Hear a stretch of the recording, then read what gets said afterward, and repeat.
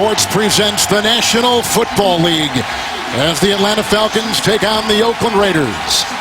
Hi, everyone, with former NFL MVP Rich Gannon, Kevin Harlan. Rich, give us a headline this afternoon. Well, Kevin, through the draft and free agency, the Raiders have really built this roster into a playoff caliber team for Atlanta. We know they have the quarterback. The defense has to take the next step in order for this team to make it back to the postseason. All right, the Falcons have been given the chance to receive as the Raiders won the toss. Today's game being broadcast in Spanish. We're available using the SAP button on your television. A week ago, Janikowski and the Raiders won in New Orleans on a two-point try late. Eric Weems is deep back, and this Falcon team lost at home to Tampa Bay. Raiders, Falcons, and away we go from the Bay Area to the 25 and a touchback with Weems in the catch. All right, the offensive coordinator, Kyle Shanahan of the Falcons, likes his quarterback, Matt Ryan. Yeah, he's a terrific player, Kevin. We talked a little bit about it earlier. He can thread the ball into the tight coverage, congested window. And if you're Oakland, you have to defend the entire field.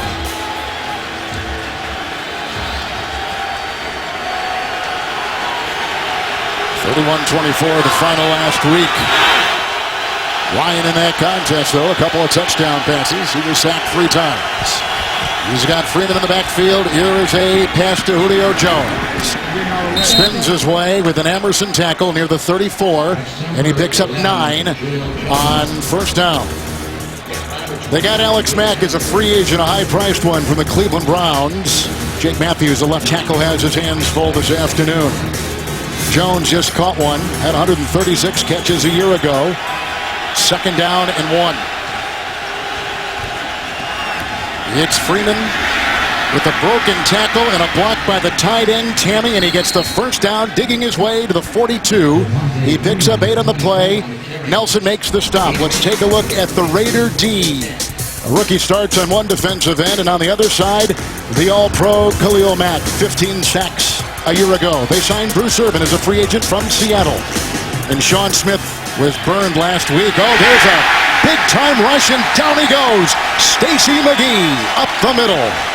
He brings down Ryan on 1st and 10, a loss of 7 back to the 36. Yeah, good look at McGee. He's just going to come up the middle. It's a nice job pushing the guard right into the lap of quarterback Matt Ryan. Ryan has nowhere to go with the football.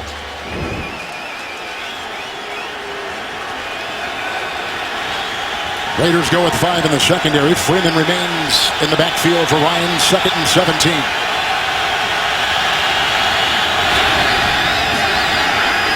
And he's got his tight end, Tammy, who's having a terrific camp into the start of the regular season. He's up to the 49.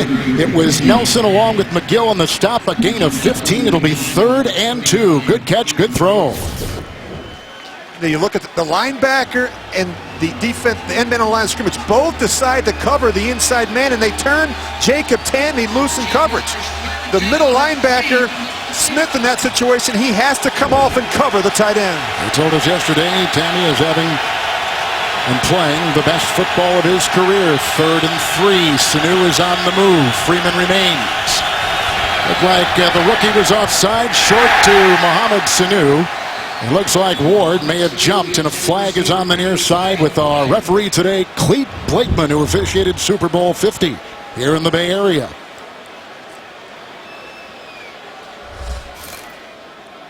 Offside. Defense. Player was in the neutral zone to snap. 5-yard penalty. First down, Atlanta. Well, penalties once again were a problem last week for the Raiders. 14 of them, which led the league in week 1 for 141 yards. We talked to Jack Del Rio on Friday. He said that they've been addressed. This is a disciplined football team, and he expects that they'll get it cleaned up. Freeman is in there, base secondary for the Raiders. With 4 back there. 1st and 10. Freeman. DeMarco with a block. And he's down to the 38-yard line with a Knocked down there by McGee. It is a gain of 8 on the play. They take him to the 38 of the Raiders. So let's take a look at the scouting report. You look at Atlanta offensively, the passing game without question is the strength. Ryan to Julio Jones. The weakness, the running game, virtually non-existent last week. For them to be at their best, they have to crank up the running game. Oakland's got a terrific pass rush. Their run defense in area last year, they were way too inconsistent. They've got to get that straightened out. With the second down and 3, DeMarco a block. Good cut inside by Freeman. He takes it down near the 36. He looks like he's got the first down on a gain of 3. With a hit there by Sean Smith.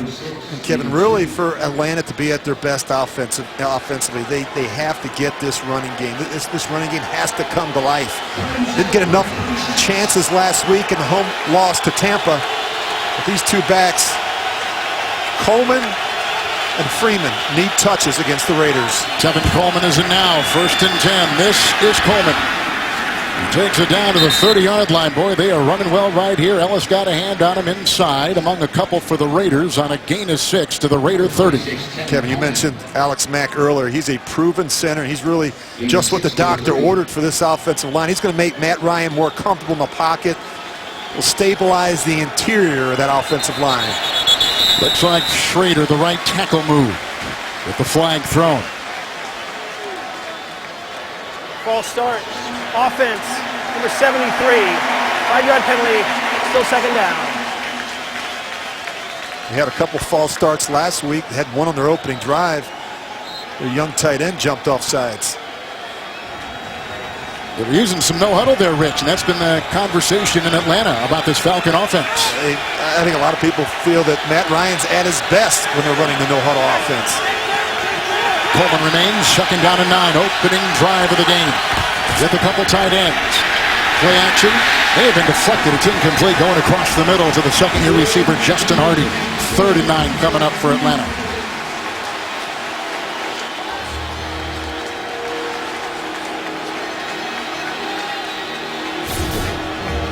Yeah, this is just a poor set by the left tackle. Matthews working on Mack. This is going to be a great matchup to watch. He cannot step inside. He's going to get beat right around the edge with speed. Matt Ryan needs more time in the pocket. Gabriel is a 3rd receiver. 5 in the secondary for the Raiders. 3rd and 9. 9th play of the drive. Coleman is back there with Ryan. Good time. And through the fingertips of a heavily covered Tammy.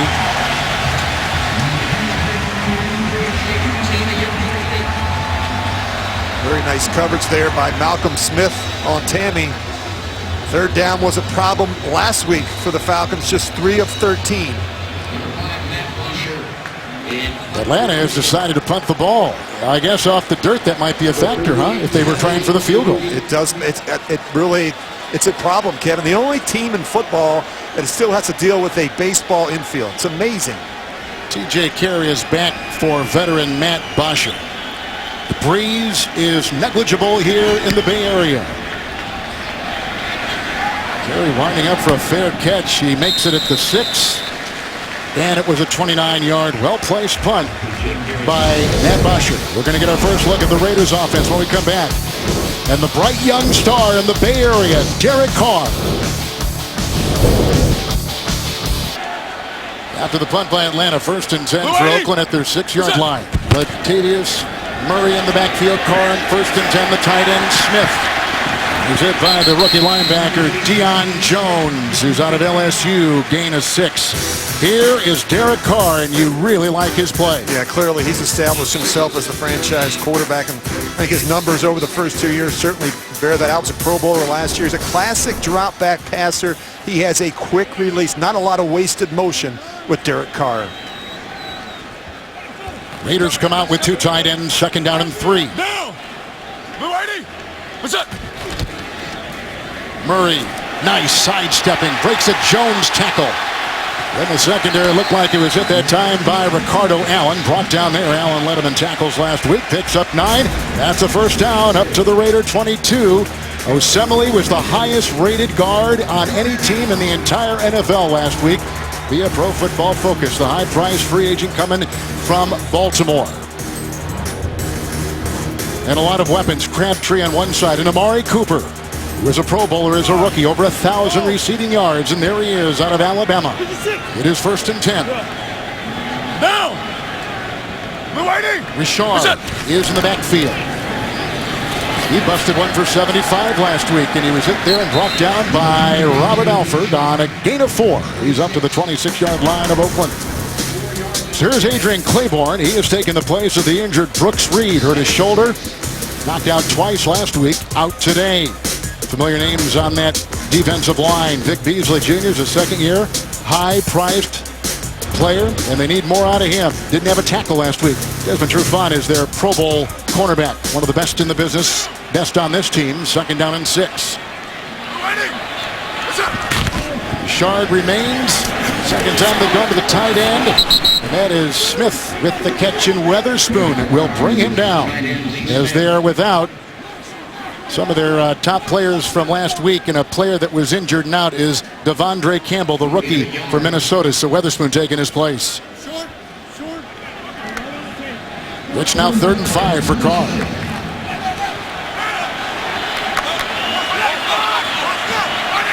Nickel secondary.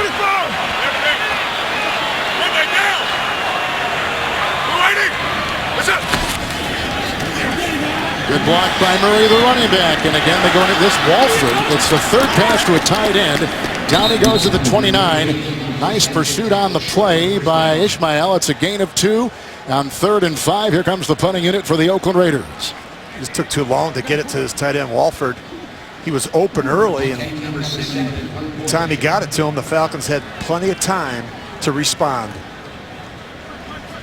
Marquette King set a Raider record for punts inside the 20 last season. Eric Weems is deep back for the Atlanta Falcons. He handled all the kickoff and punt return duties a week ago. Does the same here in the Bay Area today. King, whoa! Back to the 7. A hang of 4-3 sends up a rocket. And then he's drilled by the long snapper, Kondo. Also getting hit from Trowett. And hit by Darren Bates. 3 of them all down there on a 64-yard Marquette King punt and a 12-yard return. A flag has been thrown downfield. Kick, holding, return team number 53. Penalties half the distance to the goal line. 1st down, Atlanta. Leroy Reynolds was guilty for the Atlanta Falcons.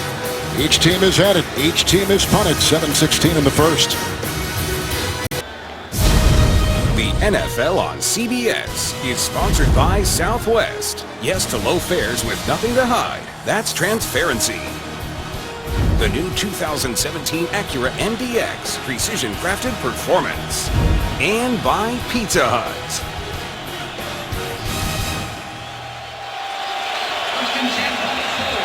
With a punt moments ago by the Oakland Raiders, and before that the Falcons. 2nd possession for Atlanta. Coleman in the backfield, 1st and 10 from the 4. Ryan, and looking low, and Gabriel tried to dig it out, and the coverage on the play by David Emerson. 2nd down and 10. Gabriel, a former Cleveland Brown, with NFL Game Pass. Replay every game this season, including playoffs and Super Bowl. Start a free trial today at NFL.com/Game Pass. Let's talk a little strategy, Kevin. The importance of running the football with both those backs, it's going to be critical. Keep themselves in normal down distance. Both tackles, Matthews and Schrader, have to play well against 2 really good rushers in Mack and Irvin. And finally, you got to go after Sean Smith. He got torched last week against the Saints. It's Coleman on 2nd down and 10 into the nickel. And a hit by Khalil Mack and also by Ben Heaney out of Kansas. I think it's really important for Matt Ryan to go after Sean Smith early. Hit him with a double move. You have to find out where he's at with his confidence, as the veteran was benched in their Week 1 win down in New Orleans. He had a great week of preparation. The focus was there. He had a couple interceptions in practice, but last week he really struggled. Gabriel is in as a receiver. 3rd down and 10. Coleman is in. Into the nickel. Ryan, Gabriel, and he's close to the 1st down. Hit on the play by a bunch, including Hayden and Emerson. It's a gain of 11 on 3rd and 10. And Atlanta 1st down to the 15. And Gabriel was a player that head coach Dan Quinn pointed out last night. He said he's going to have a very active role in this one. They really like the group that they have at wide receiver. Julio Jones, Mohamed Sanu, and they're real high on Gabriel as well. Hayden is the 5th defensive back. A look at Julio Jones, over 1,800 receiving yards a season ago.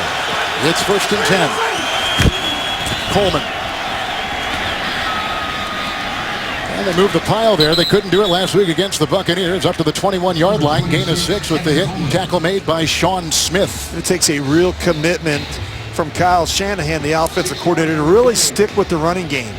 We talked about the two talented backs. They both bring a little something different to the mix. You look at Devontae Freeman, not the biggest back, but he can run with some power. And, of course, Tevin Coleman can score from anywhere on the field. Fullback DeMarco Wins, 2nd down 4. Lead blocker here for Coleman. And stuffed on the play. Looked like the rookie Ward along with Danico Autry. Hold him for no gain on the play. They stay at the 20-yard line.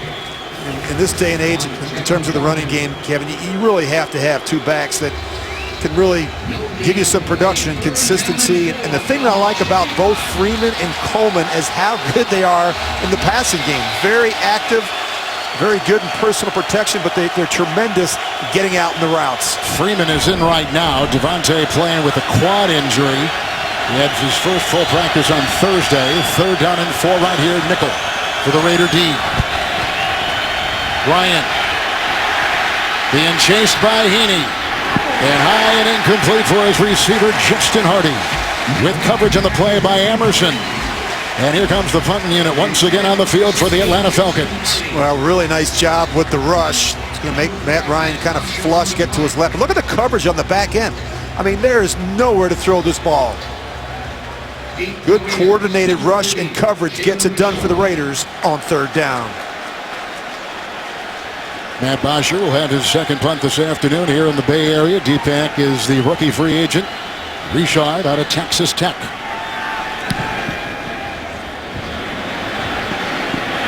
Will field into the 37-yard line. Great special teams downfield and in a hurry for the Atlanta Falcons. A 43-yard punt. A good tackle by C.J. Goodwin. We step aside in Oakland. Thursday, your weekend starts here when the Houston Texans tangle with the New England Patriots. Thursday night football on CBS and NFL Network. Well, the hell, the quarterback Jimmy Garoppolo is now the focus of this one. He was knocked out today in a New England win against Miami. And a rookie and a 3rd-round pick, Jacoby Brissett, looks like he is going to be taken over, at least for the week. 1st and 10, 36. They go to Amari Cooper, who got a block from Crabtree, then works his way up the sideline and is hit by the linebacker Deion Jones on a catch and run of 5. He's up to the Raider 40. A couple different ways to get the ball in the hands of your playmaker. You get the 2 receivers out in front. Your job is to block, and you look at Amari Cooper. Very good speed in the open field. I like the way these receivers block for Oakland. You have to do that. You know, you think about these receivers, even in terms of the running game, Kevin, you have to be an unselfish player, and you have to be willing to roll up your sleeves and get dirty a little bit in the running game. Andre Washington is in, a rookie.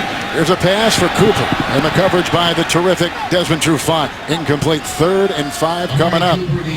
Let's take a look at the Raiders and the Falcons as they match up the scouting reports. Clearly the strength of this Oakland offense is the quarterback play, a talented young player in Derek Carr. The tight end position has been a struggle for the Raiders, certainly over the last decade. It needs someone to emerge in that group. Finally, Atlanta's got great team speed defensively. I think it's going to allow them to play more man-to-man. The pass rush, though, continues to be a problem for the Falcons.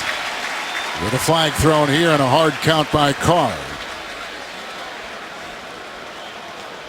Shelby may have been moving on that line. Let's see. Neutral zone infraction. Defense number 90. It's a 5-yard penalty, and yardage is enough for a 1st down. That's a big penalty.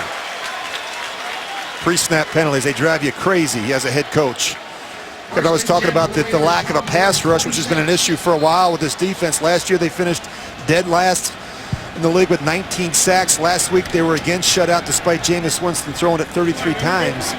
If you can't get to Derek Carr in this one, It'll make for a long day for this Falcons defense. Last week, this Atlanta D had 3 third-down penalties and kept Tampa Bay drives alive. And here, the Raiders experiencing the same thing from the 46, 1st and 10. The Texas Tech rookie Washington. Look at him dance his way out to about the 49 on a gain, we'll say, of about 2. Shelby, among others, making the stop for Atlanta. Kevin, you mentioned mindless penalties. Last week, as you said, they kept 3 scoring drives alive that led to 17 points in their 31-21 loss to the Bucs. And you got to find a way to get off the field. It's those missed assignments and the mental errors that really hurt you as a defense. Coming over. Seth Roberts is the receiver. Richard out of Southern Miss. He's a rookie free agent. He is back there with the second Nate coming up for Derek Carr. Richard. And then the gang tackle near midfield. Not a lot of breathing space. Ishmael among a couple with the initial hit on a gain of 2. Well, you look at Bill Musgrave, the offensive coordinator. He's not afraid to use any of these backs. You know what they have in Latavius Murray. They're excited about Jalen Richard, who scored on his first touch last week. They have a new right tackle today, too, does this Oakland offense. It is Austin Howard because they lost their starter Watson and his backup McCants. 3rd down and 6. Murray is in.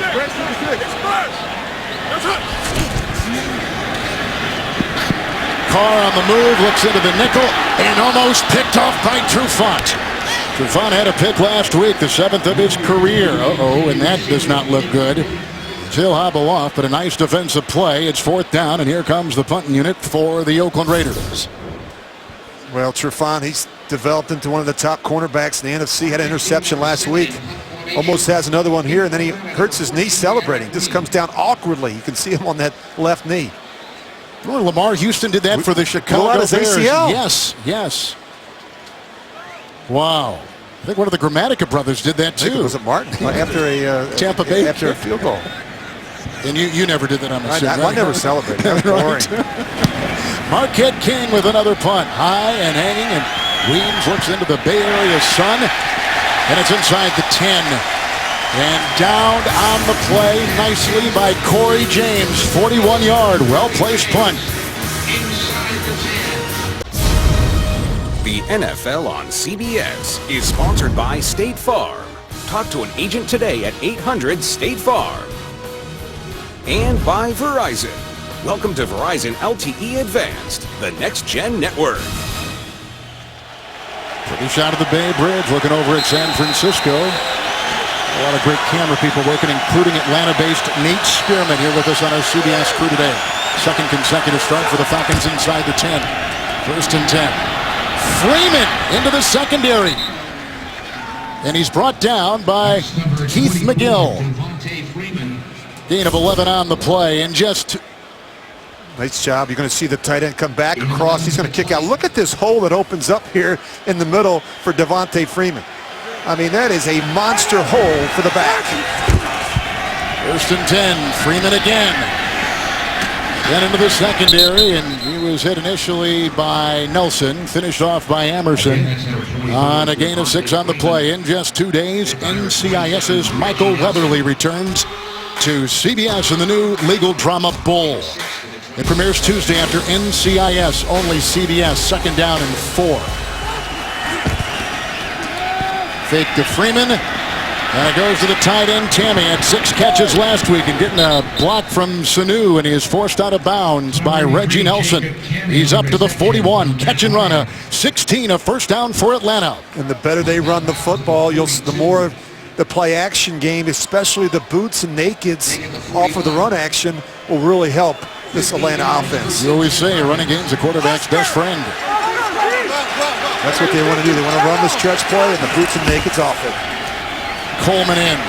1st and 10. Finally, Malcolm Smith, the former Super Bowl MVP with Seattle, makes the stop. Nelson finishes him off. Gain of 6 and up to the 47-yard line of the Falcons. And as you look at where the ball is placed on that hash mark around the middle of the field, it really changes how you call a game. You look at this infield with all the dirt. It's tough. It affects the running game. It affects what the receivers can do in terms of playing their foot, cutting.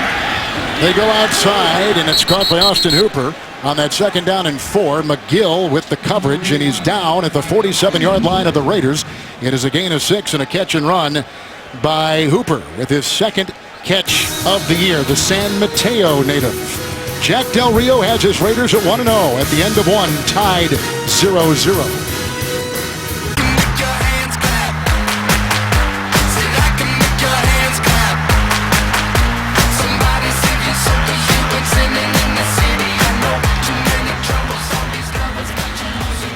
Through 15 minutes of football, these are some of the numbers. See a difference in the time of possession.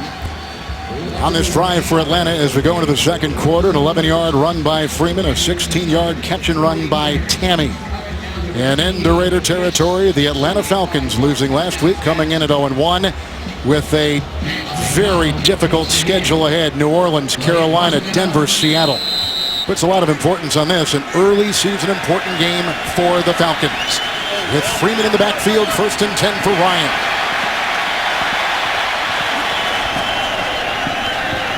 Will block on the fake, and they go to the side, and it's caught. Aldrick Robinson makes the grab. Emerson makes the hit. 19-yard pickup, and they're down to the Raider 27. If you want to know why Julio Jones has been quiet in the 1st quarter, the Raiders are pretty much doubling him on every snap, and it's forcing Matt Ryan to look other places.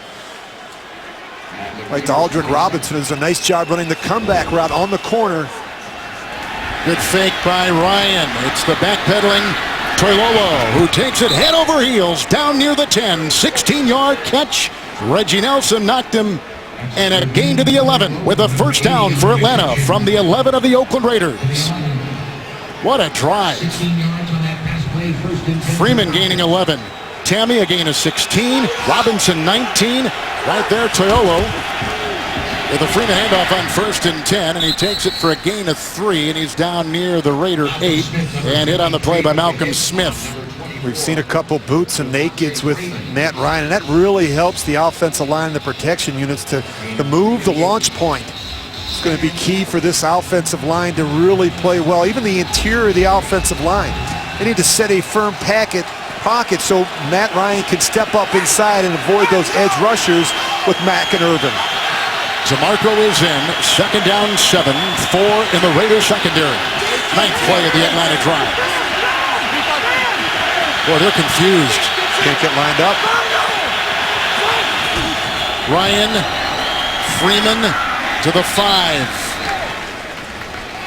And there was an Emerson hit on the play with a gain of 3. Mack also getting a hand around him. Matt Ryan in his 9th year as the quarterback of the Falcons. Yeah, when the game's on the line, I think he's probably at his best. Strong arm. Saw a bunch of throws even last week off the back pedal. He's able to backpedal and still get good velocity on the deep ball. To sit in there when the pocket breaks down with a tough chin. Already the 3rd receiver, 3rd down and 4. This drive began back at the Atlanta 9 into the nickel. Ryan, Sanu, hit by Smith, gets as far as the 4, maybe the 3, on a gain of 1. And they'll go for 3. That ball was tipped. You're going to watch Smith right at the end man on the line of scrimmage. He just jumps just right. enough to tip that ball, making it difficult for Mohamed Sanu. Here comes the veteran Matt Bryant, 3-3 last week against the Tampa Bay Buccaneers. Here's a 21-yard try. His numbers from last year.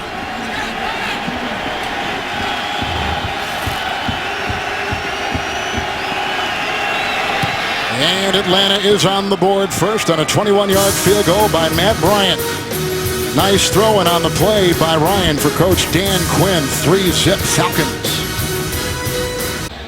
Well, red zone issues continue to plague the Atlanta Falcons. They had 1 red zone touchdown in 4 trips last week. They're in the red zone early in this one, but they only come up with 3. Yeah, you just got to finish drives when you're in that part of the field. But Matt Ryan, 5 for 5 on that last drive to 5 different receivers. Doing a nice job spreading the ball around.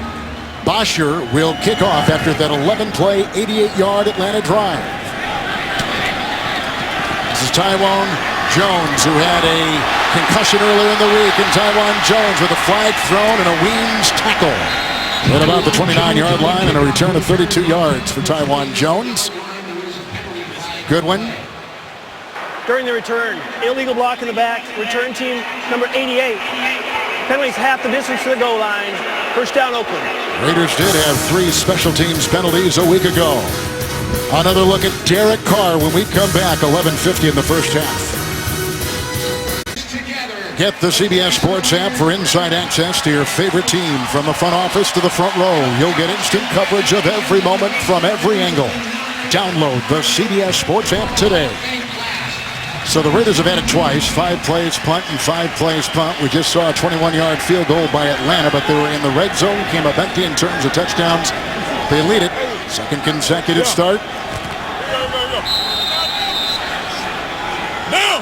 Inside the 10 for the Raiders. What's up? Murray in the backfield with a couple tight ends on 1st and 10 from Carr, and there is Crabtree. With a tackle made by Jones and close to a first down up at the 19-yard line. You know, as I study the film on Michael Crabtree, the thing that I like, he doesn't wait on the ball. He attacks it. He's got good speed and quickness and instincts. Does a lot of his damage on the slant routes when he gets inside the corner. He catches the ball away from his body. Crabtree coming off a career year last year in terms of receptions at 85.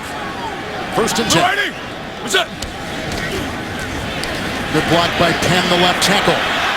It's time for Carr. Derek Carr. Run out of bounds on the near side by Ishmael. And a gain of 5 on the play. The Jaguars, the Chargers. Let's go to New York and James. Well, the Jacksonville turnover leads to this. A 6-yard Travis Benjamin touchdown pass from Phillip Rivers. He's 7 of 8 in the day, 55 yards, 14-0 San Diego. Another fast start for the Chargers. Kevin, your Monday night call was simply outstanding. Thank you, JV. Appreciate that. We saw a 24-3 lead by San Diego early in that game at Kansas City last week. Blew it 4th quarter lead and couldn't hold on. Second down 5. Carr moving up nicely. Latavius Murray. And brought down by Weatherspoon. He was right there. Gain of 10. It's another Raider first down. They're up to their 34-yard line. So you visit with Reggie McKenzie, the general manager of the Oakland Raiders. He believes that success starts up front. That's why they've invested heavily in this offensive line. You look at Carr, he's had plenty of time. Rodney Hudson was a big purchase in 2015 in free agency. Kelechi Osemele got a huge payday this offseason. They also re-signed Donald Penn. This is a very good offensive line. Kevin, I mentioned to you earlier in the week, it reminds me of the group that I played with back in 99 and 2000, 2001, a big physical group. Richard is in on the 1st and 10 handoff, and there's just nothing there. Blocked up by a couple, including Shelby. We'll call it a gain of 1 on the play. The offensive line coach is Mike Tice. Last week, he was moving his players all over the place with 2 right tackles going down in New Orleans. That says a lot when you have to make changes like that in game. It's amazing. They lose their starting tackle. He goes down, Menelik Watson. And then you mentioned, Kevin, Matt McCants came in. He went down, and so they wound up moving Donald Penn over to the right tackle position. Kelechi Osemele moved out to the left tackle position, and they didn't give up a single sack despite Carr throwing it 38 times.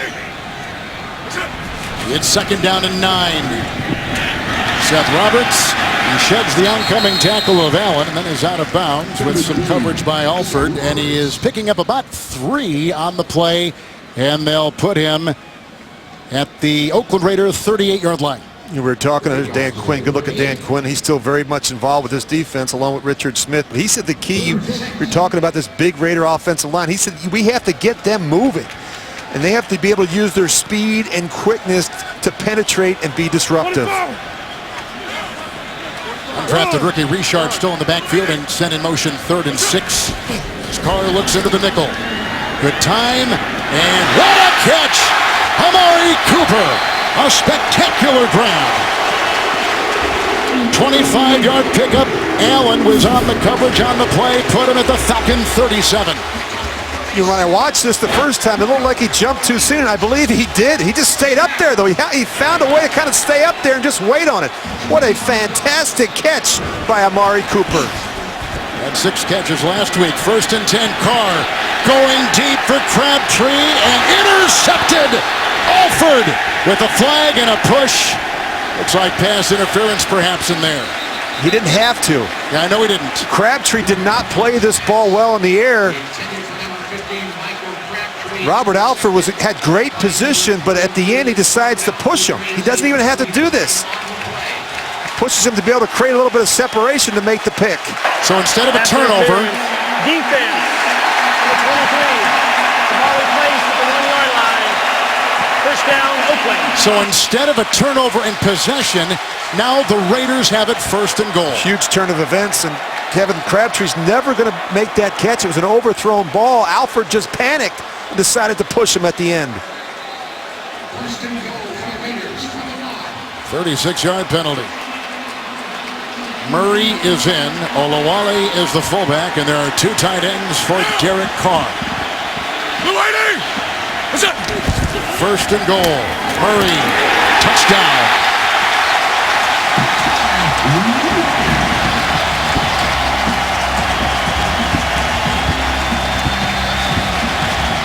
And the interference call on Alford, all important. Well, the Raiders have now scored on 20 straight red zone possessions going back to last year. Look at the movement they get up front. Dan Quinn told us that when he studied the tape of Latavius Murray, he's a different runner inside the 10-yard line. He can be physical, he'll lower his head and shoulder, and he'll rock you back. Said he ran angry. The King holds Sebastian Janikowski. 7-3 Oakland. Murray had a 6-yard touchdown run last week in New Orleans. Here he takes it in from a yard, and the Raiders have captured their first lead today. 7:51 in the first half. The NFL on CBS is sponsored by Domino's. Order online at Domino's.com. Cricket Wireless. Something to smile about. And by Genesis. Take a breath of fresh luxury. Look at Alcatraz across the bay. Richie spent a lot of time over there. And not as a visitor. Me and Al Capone shared a cell for a while. If you ever get the chance to come out, you gotta visit it. It's a fascinating place. 2nd touchdown run of the season for Latavius Murray. Also a pass of 25 yards to Cooper. A spectacular catch. 7-3 Raiders on top. That followed the 21-yard field goal by Atlanta. Subsequent kickoff here by Sebastian Janikowski on an 83-degree afternoon in Oakland. Over Weems and out of the end zone to the 25. Coming up on the Verizon Halftime Report, join JB, Tony, Bart, Boomer, and Coach Bill Cowher for the latest news, scores, and highlights in the NFL. And a preview of Thursday Night Football on CBS and the NFL Network. That's all coming up on the Verizon Halftime Report. Ryan, last drive, impressive. 8-12 so far in the game overall. Yeah, they're still having a difficult time getting the ball to Julio Jones, just the 1 catch. Got to be able to move him around. You got to be able to get him off of press coverage, double coverage. Got to find a way to get him touches early. Julio Jones has a left ankle injury out of last week. 1st and 10, they go inside. They find the tight end, and that's another catch for Jacob Tamme. Hit by Keith McGill. It's a catch and run of 13. The tight end has been used well up to the 38-yard line with the 1st down. The ball distribution's been terrific. 7 different receivers have a catch. It's not enough for Julio Jones. 1st and 10.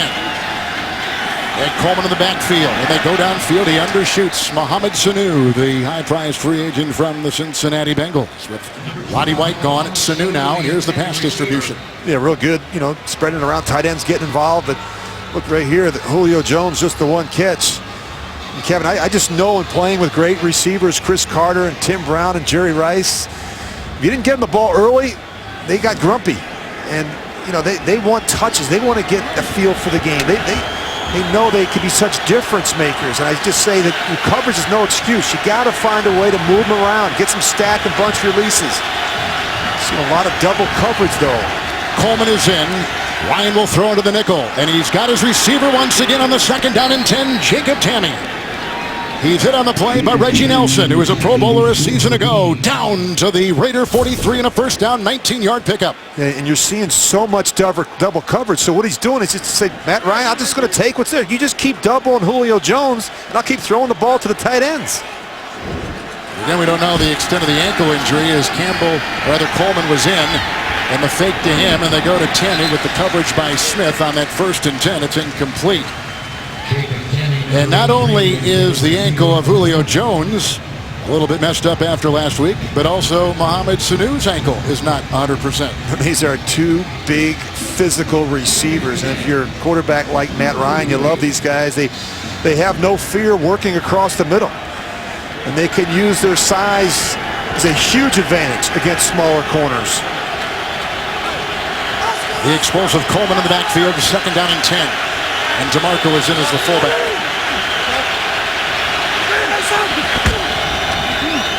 To Coleman. He looks at this Sanu, thrown him back at him, and the coverage on the play by Keith McGill. 3rd and 10 coming up. And Matt Ryan's missed a couple throws, Kevin. Usually when they're that wide open, you can't miss behind. Missed a crossing route just a few plays earlier to Mohamed Sanu, and another one there. Have they challenged Smith as much as you thought they might? Well, in fairness, the Raiders have done a really nice job. He's getting help over the top in a lot of situations from Keith McGill. They're not putting him out there on an island against Julio Jones or Mohamed Sanu. Coleman in. Robinson in motion, 3rd and 10. Into the nickel, Ryan, and it was a Robinson scoop and catch at the 32. He picks up 10. On 3rd and 10, flag is down. Hayden was in there covering with Cleet Blakeman visiting with his crew here in Oakland. 1-0 Raiders, 0-1 Atlanta Falcons. There is no foul in the play for holding. The yardage gained is enough for a first down. Robinson's caught a couple today. Had one earlier for 19. That one for 10.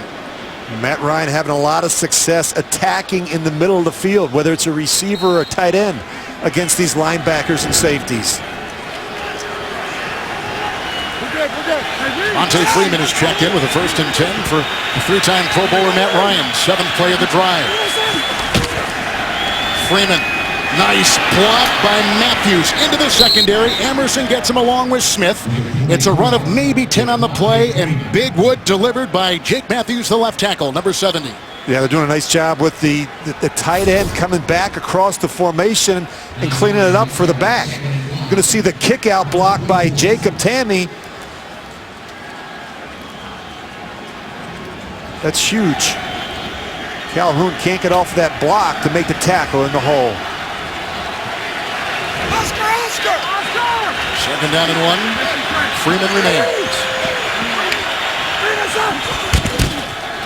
It is Devontae Freeman. Again, we told you he's got a thigh issue and missed a little bit of practice time. Hit by a bunch, including Smith, and Calhoun was in there. Gain of 2 on the play. Should be enough for a first down to the 22-yard line of the Oakland Raiders. Not the biggest back at 5'8", 205 pounds, but I think he is built well for the position. He's kind of a shifty guy. Good vision and cutting ability to kind of squeeze through tight running lanes. Good combination of speed and power for the position. Dan Williams on that defensive line with a handoff to Freeman, who stopped at the line of scrimmage and no gain on the play. It's been interesting about this running game because it has been the focus of Atlanta, but they have not had a game over 100 yards on the ground in 6 straight, averaging 2.6. Now today, they've got 70 here in the first half on the ground. You have to stay after it, Kevin. There are going to be some negative runs. There are going to be some runs for a yard or 2, but you have to stay after and stay committed to the running game to slow down these pass rushes of the Raiders. Coleman in 2nd and they've got Julio Jones. He just torched Smith. 21-yard strike. The electrifying Julio Jones. And Smith was burned. Coverage 2 by Nelson. Well, we talked about Smith struggling last week. He's got those big arms, but he has a difficult time rerouting and really covering the slant route. He thinks he has help inside. Julio Jones beats him right across his face. That's where Julio Jones is so good, with his hands at the line of scrimmage, getting off of press coverage. Had a touchdown last week, has a touchdown today. Here's the extra point try by Matt Bryant. With the league going back and forth, it's now 10-7, the Atlanta Falcons. 21-yard touchdown pass to the terrific 6'3" wide receiver Julio Jones. The slant. They torch Smith like he was torched last week with the Saints. And he goes in for 6 and 4:46 in the second. On Monday, Raider players Connor Cook, DeAndre Washington, and Jameis Olawale, along with Seth Roberts, joined 200 students from Oakland's Esperanza Elementary School, all participating in a Play 60 Kids Combine, where kids have the opportunity to participate in numerous football-related activities, as well as hear about the importance of daily exercise and a healthy lifestyle. Smith, we were just talking about Sean Smith, the former Kansas City Chief and Miami Dolphin. With the kickoff here, Taiwan Jones, it ricochets, it's alive, and there goes Olawale, and then Taiwan Jones jumping on the loose ball. He was looking a bit up into the sun, and whether he misjudged, you saw it ricochet off the front of his shoulder pads. And the Raiders marooned. I think you're right, yeah. Had to, huh? That sun can be a factor at this time of day.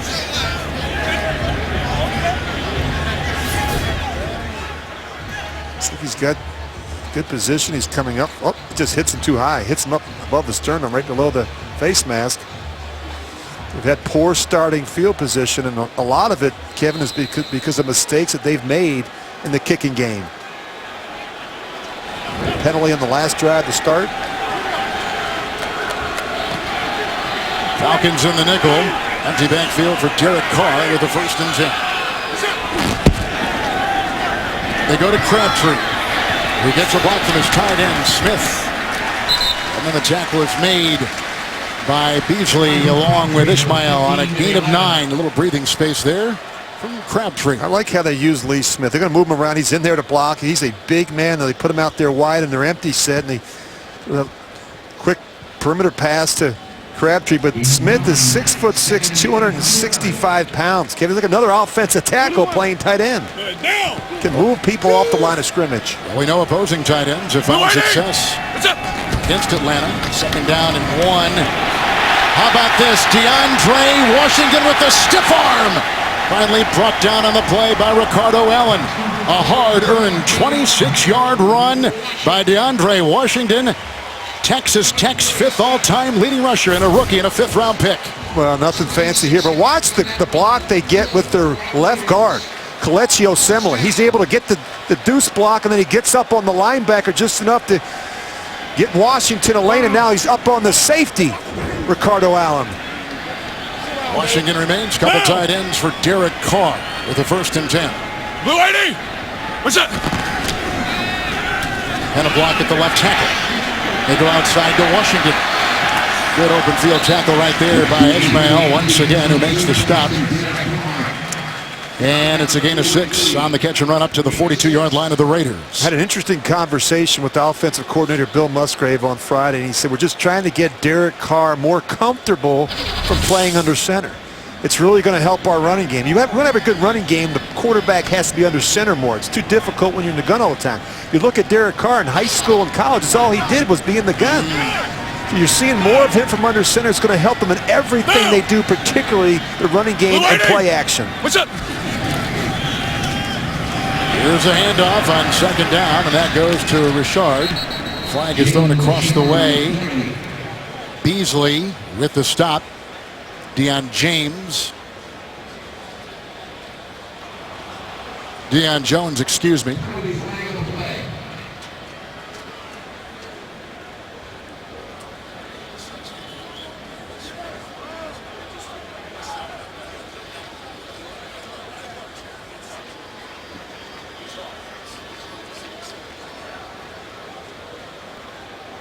With the confab across the way.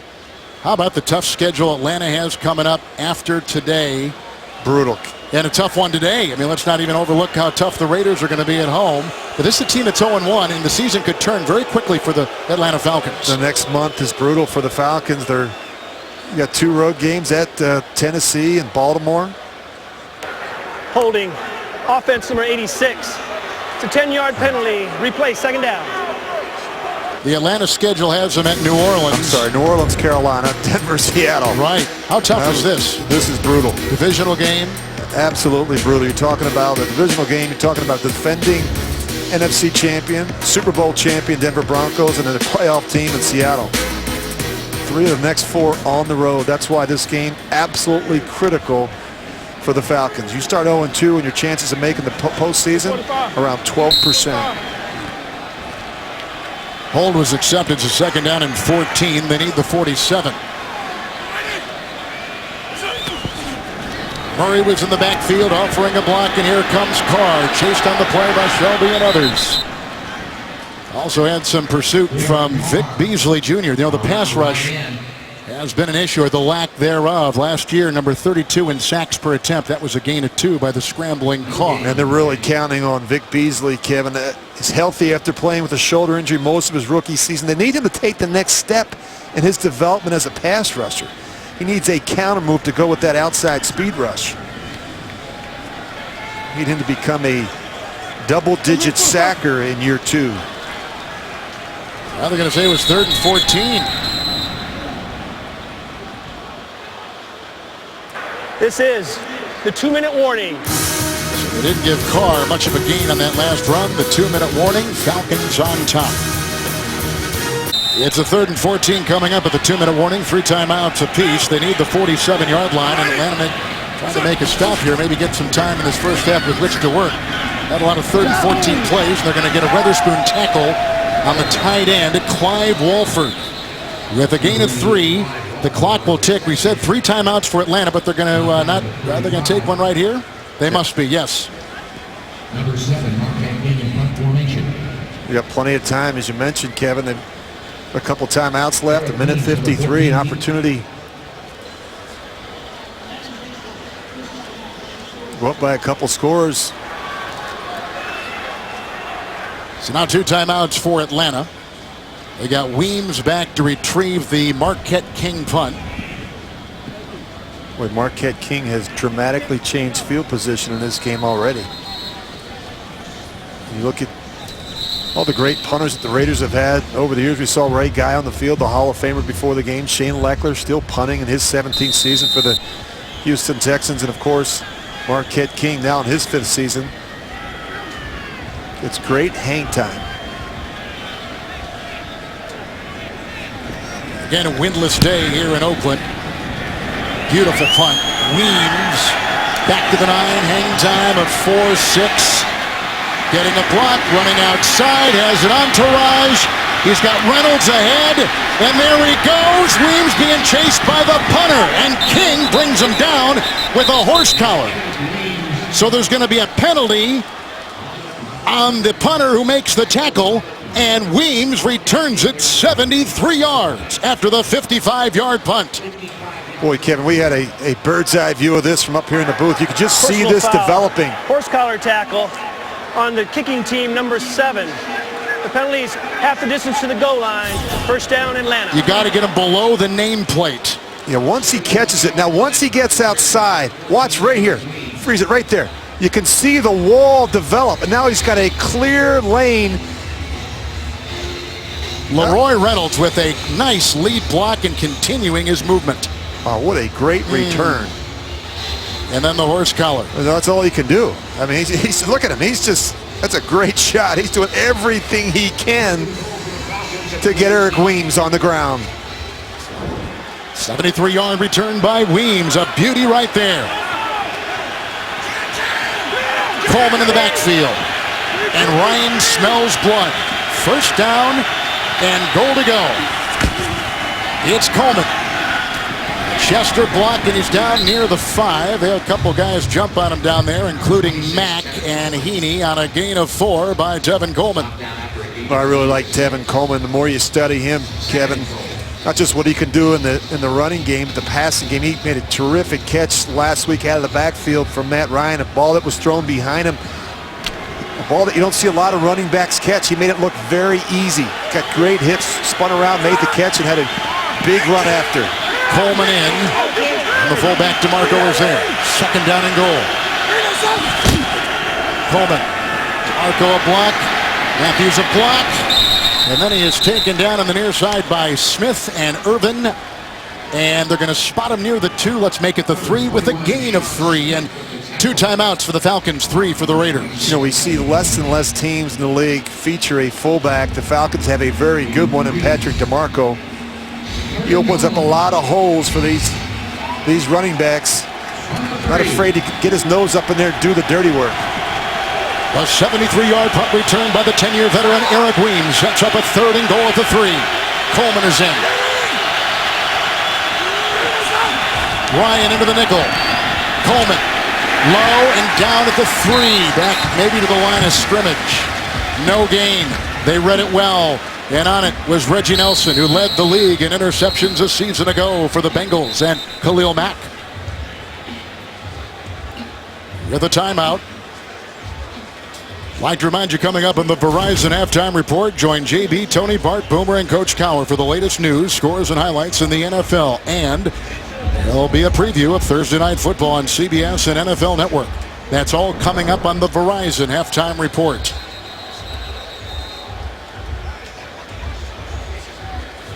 Julio Jones caught a 21-yard touchdown pass the last time. They bring out the field goal unit with 40 seconds to go on 4th and goal and a 20-yard try coming up to extend their lead. Where you begin at the 9, another red zone issue. No touchdowns. Oh, you gotta be able to finish the drive. You get that great return from Eric Weems, and then you stall inside the 10. Kick one from 21 before. Now it's 13-7. As Bryant knocks one through from 20 yards away. The decade veteran, Weems, sets up the field goal. The NFL on CBS is sponsored by Bud Light. Beer with your team on it. And by Geico. 15 minutes could save you 15% or more on car insurance.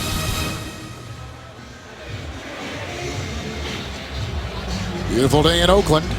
Weems had the 73-yard punt return, sets up that field goal. But again, on 2 red zone possessions, 2 field goals for the Falcons. Yet they lead it 13-7. How about the kickoffs for Atlanta today? They're trying maybe a different tack than some teams. Yeah, I think Dan Quinn's philosophy is we're going to kick it as close to the goal line as we can and make the Raiders decide whether they want to bring it out. That's just going to bang it out of the back of the end zone and give them the ball at the 25-yard line. Tywan Jones is back there to retrieve this. Last one was off his shoulder pads and ricocheted in the field of play. They're caught there, 25-yard line. Now Carr has 2 timeouts. Rich, what do you anticipate he'll do with the remaining 38 seconds? Well, typically a play caller will call a screen or a play where you got a chance to get some positive yardage. If a guy breaks a tackle and you get out to the 30, 35-yard line, that changes your strategy a little bit. Now you can take a shot or two and try and get yourself in field goal range with 38 seconds left and a couple timeouts. But a lot of it has to do with what you're able to do and accomplish on first down. Tight end and a running back will be bracketing the quarterback, Derek Carr, who's 11-13. He's hit 7 straight, 1st and 10. Outside they go, Walford.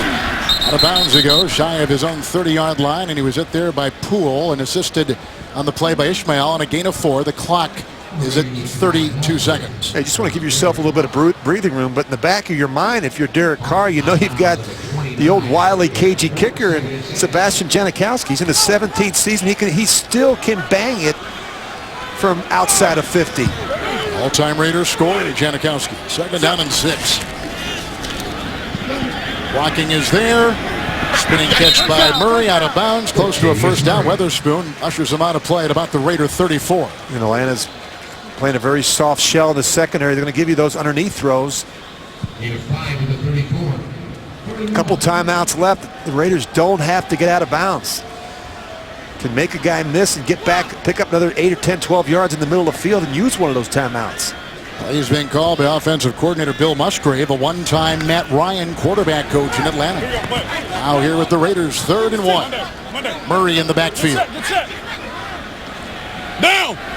Ready? I'd throw it here. You're right. And it goes off to Holton. Knocked out of bounds on the near side, as you can see, by Ismail, the free safety, and it's a gain of 4. They do get the first down. They stop the clock at their 38. They're doing a really nice job moving the ball down the field slowly but surely, but they're saving these timeouts. 22 seconds left. Now Carr's got the ability to throw the ball deeper in the middle of the field. Gives them more options. 1st and 10. 2 Raider timeouts. Underneath they go to Murray. There it is. And Ismail with a catch and run. He picks up 10 on the play. And he's out to about the 49-yard line. Timeout taken by the Raiders. They're down now to 1. They'll mark him at the 48-yard line of Oakland. Coming in for Jack Del Rio at 1-0. Janikowski's kicked some long field goals in his career. We watched him pregame, Kevin, and just in visiting with him on Friday.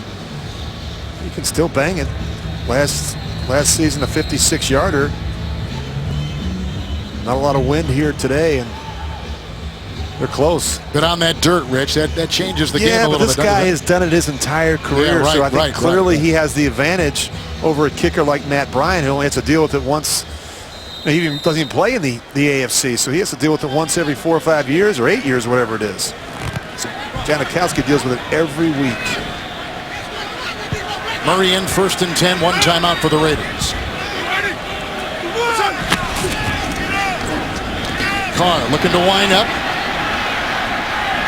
It's off to Lee Smith, the tight end. He gets inside the 50-yard line, gain of 3. Ismail there. They'll mark him at the 48. There was pressure on the play by Jonathan Babineau. This took a little while to develop, scrambling around a little bit. He's got to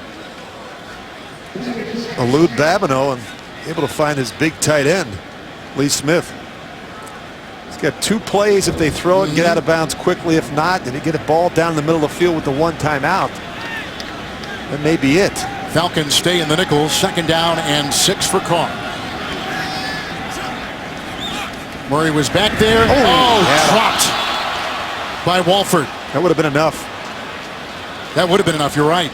Kevin, I talked about one of the weaknesses we talked about this football team is the tight end position. It's been a long time since the Raiders have had a Pro Bowl player at that position.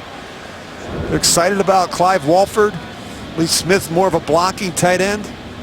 Michael Rivera, been a bit of a disappointment. He's had a difficult time staying healthy. And they've had some drops on this team, too. Too many. 3rd down and 6 coming up and a timeout taken. It led the National Football League in drops last year, most of them coming from Amari Cooper, who had more drops than any player in the league last season. So Cooper and Crabtree combined for 224 receiving yards last week. And today Cooper's got 30 and Crabtree's got 19, a total of 4 catches, 2 each for these very dynamic wide receivers for the Raiders. The one thing you could do, you could run the very same play and get it to the tight end or someone inside against that zone coverage. He has to go down right away and call the timeout. They've got 6 seconds. They have time to run a little pop pass and get the ball to about the 40-yard line. Now 6 defensive backs for Atlanta. 3rd and 6 for Oakland. Now look what's happening. They're going to press. I'm not going to give them that quick throw. Make it contested. Atlanta took that last time out, so 1 timeout apiece. Carr, and they go underneath the Roberts. With Cooper blocking, and they get the 1st down and stop the clock to the 39-yard line. Knocked out of bounds by Poole. Pickup of 9 on 3rd and 6 for the Raiders, who have done a very nice job of inching their way up. And here comes Janikowski, and if he makes a field goal, he will become the all-time NFL record holder for field goals made from 50 yards or more. This is a 58-yard try. So it could bring him closer and set a pro football record. And it's off the dirt. Well, Carr and the offense did their job, Kevin. Very methodical. Bunch of short and intermediate throws to get in this position. Marquette King holds.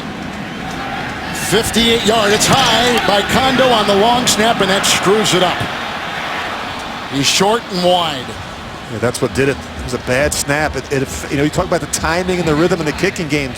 Janikowski had a pause just a slight split second there, and it's just enough for him to miss that thing left. Julio Jones has caught a 21-yard touchdown pass, and Murray had a 1-yard touchdown run. You can see the high long snap by Kondo, normally reliable. Nice catch there by King.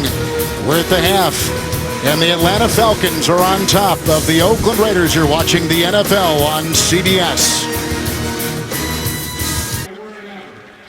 We're back in Oakland with the Atlanta Falcons on top of the Oakland Raiders at halftime, 13-7. As we take a look at the first half highlight presented by DirecTV, Matt Ryan and Julio Jones connecting. Took him a while to get going, just 2 catches for Julio Jones, but that one a big one against Sean Smith, who really struggled a week ago against the Saints. Well, CBS and St. Jude Children's Research Hospital for Childhood Cancer are teaming up in the month of September to bring awareness to this disease, its causes, the patients, and trying to find a cure. Our ties today are by Brooks Brothers and have the St. Jude's logo on them. And we're proud to be a part of something so very, very special. Doing great work down at St. Jude's, Kevin. We're thrilled that we can wear these lapel pins and ties to go along with it. It's terrific. Our second half, Rich, underway here, and the Raiders have got a deficit with which to work. Yeah, you look at the Falcons, Kevin, we talked about Julio Jones. They've got to get him more touches, just 2 in the first half. They need to get more pressure from their defense as Derek Carr has been on a roll. He's 17 of 20. He's had too much time in the pocket. And finally, for the Raiders, their special teams. They need to avoid the mishaps. Eric Weems' 74-yard punt return, one of them which led to another Atlanta score.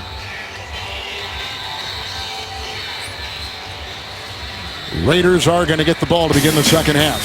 Yeah, you look at some of the mishaps. Taiwan Jones doesn't do a good job fielding this one, the big punt return. He also had a penalty that pushed him behind at the start of a drive. Marquette King has to make this tackle. Penalty as well, tacked on for a horse collar. Not a good half of football for the Raiders kicking game.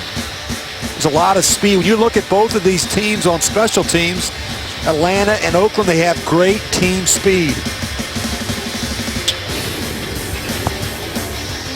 By the way, they're clearing the field right now with a presentation for Kenny Stabler, the late Kenny Stabler, the terrific Raider quarterback. There's Ray Guy, inducted into Pro Football's Hall of Fame. John Madden was out there, Jim Otto, Ted Hendricks, Michael Haynes, and others. There's Ted Hendricks, Art Shell. Art Shell. Well, they've got some greats. Willie Brown. Some of the biggest old man names, Willie Brown. Yeah, ever to play in There's pro John football. Madden. You look at Ken Stabler. Kevin, I was honored to wear his jersey number for 6 seasons with the Raiders. Look at his production. Won a Super Bowl, 4-time Pro Bowler, MVP. That was not by design that you wore number 12, but a guy that you admired, and it just so happened you wore number 12. Absolutely, and I was a big fan. When I first got to the Raiders, I grabbed a media guide. I wanted to find out more about Ken Stabler. Right. You look at the years that he had. He put about a decade together where he was phenomenal. And the thing about him back in the era that he played, he didn't throw a lot of interceptions. He was a very accurate thrower. He had some good pocket awareness, and he was about as tough as they come. You know, he was perfect for what the Oakland Raiders were trying to get accomplished. Kind of like you when you were here playing. He was an MVP in 1976. You were an MVP of this league in 2002 as a deep back man, the rookie free agent from Southern Miss. Jalen Richard is back there to retrieve the punt from, or the kickoff rather, from the punter, Matt Bosher. And our second half is underway. He'll bring it out. They had Taiwan Jones back there. Here comes Richard, who had a 75-yard run last week down in New Orleans. Tackle made by Brian Poole on a 24-yard return. Here are the possessions in the first half for the Oakland Raiders. Yeah, I thought they did some good things, Kevin. They mixed the run and pass pretty well. You look at the distribution there. You look at Carr's first half, 17 of 20. 8 different receivers had catches. Both teams have done a nice job spreading the ball around. Ryan has had 8 different receivers as well. If the Raiders win, they'll be 2-0 for the first time since 2002. They come in 1-0 after their win last week in New Orleans. Atlanta losing at home to Tampa Bay. 4 touchdown passes by Jameis Winston. 1st and 10. Murray was in the backfield. He's being chased by Upshaw, and he throws outside for Crabtree with Alford defending on the play, and they call it a catch. Near the 29, gain of 10, a first down. That's how the Raiders begin the second half. Too much room here. Alford giving Crabtree a lot of room there. This one took a while to get to. It's terrific job by Crabtree on the boundary. Eggman will make the stop, with Murray taking it for 2 on that first down just beyond the 30-yard line. Got to keep in context, too, what this Raider team, Rich, did in the fourth quarter last week. 22 fourth-quarter points, and their offense had 3 nice fourth-quarter drives. They've shown they're a come-from-behind team. Yeah, they're a different team. I mean, in terms of how they've gone about it, they've had some great drafts. They've been very selective in free agency, and they've got a young quarterback that they really could build this football team around. What's up? With 2 tight ends, 2nd down and 8. Here comes Murray. He's got a touchdown run today. He's brought down by Weatherspoon near the 36 on a gain of 5. Boy, Donald Penn, he got rolled up on at the end of that run. They can't afford to lose any more tackles. Lost 2 last week. They would use Feliciano or Alexander. They're right there. Right at the end. Penn is a big man. He is down. He grew up in Inglewood, admiring the Raiders. We have a timeout, 14:03. Back in Oakland, you see John Feliciano who's coming. They've actually moved Colecchio Semele from left guard to left tackle in place of Donald Penn. So it's 3rd and 3, Carr, and it zips right through the view of Seth Roberts. Incomplete. Roberts had a touchdown reception late in a 2-point conversion, and that's incomplete. So they take the first possession, and now their punting unit is on the field, and Weems back there, and he had the 73-yard punt return in the first half.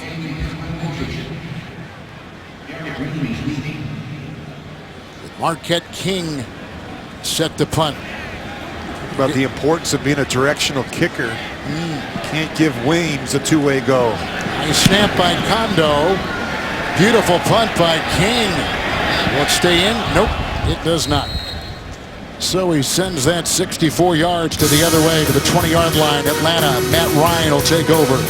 First second half possession early in the 3rd. The NFL on CBS is sponsored by Southwest. Yes to low fares with nothing to hide. That's transparency. Voya Financial, changing the way you think of retirement. And by Old Spice, just thought you should know.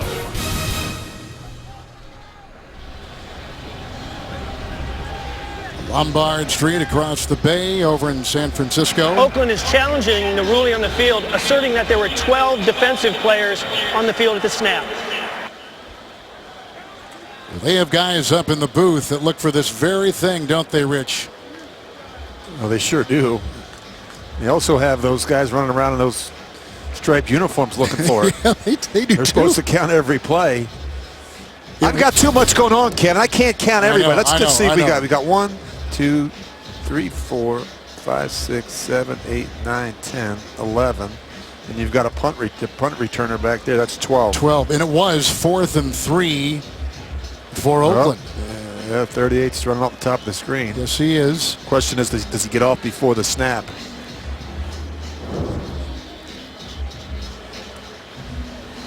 Sean Goldson, former San Francisco 49er. They figured it out. Question is, does he get off the field right up top before the ball snapped? I think he did, right? Well, let's see. He's not off the field yet, and the ball is already snapped. He's definitely on the field. There's 12 men on the field. That's a really good challenge by Jack Del Rio. Some good booth work, too, getting that message down there. And it's going to be, it was 4th and 3, like we said. That'll be a first down. Sure will. That's a good challenge by Del Rio. But he's on a roll, Kevin, going for it for a 2-point play last week. Can you believe that, Rich? That was a gutsy call. But when you really sit down and visit with him and all that went through his head and the discussions that they had during the week, they talked about the Saints were down a corner. You don't want to put Drew Brees back on the field at any point, late in the game or in overtime. It just felt like they had the momentum, and they really liked the play that they had dialed up.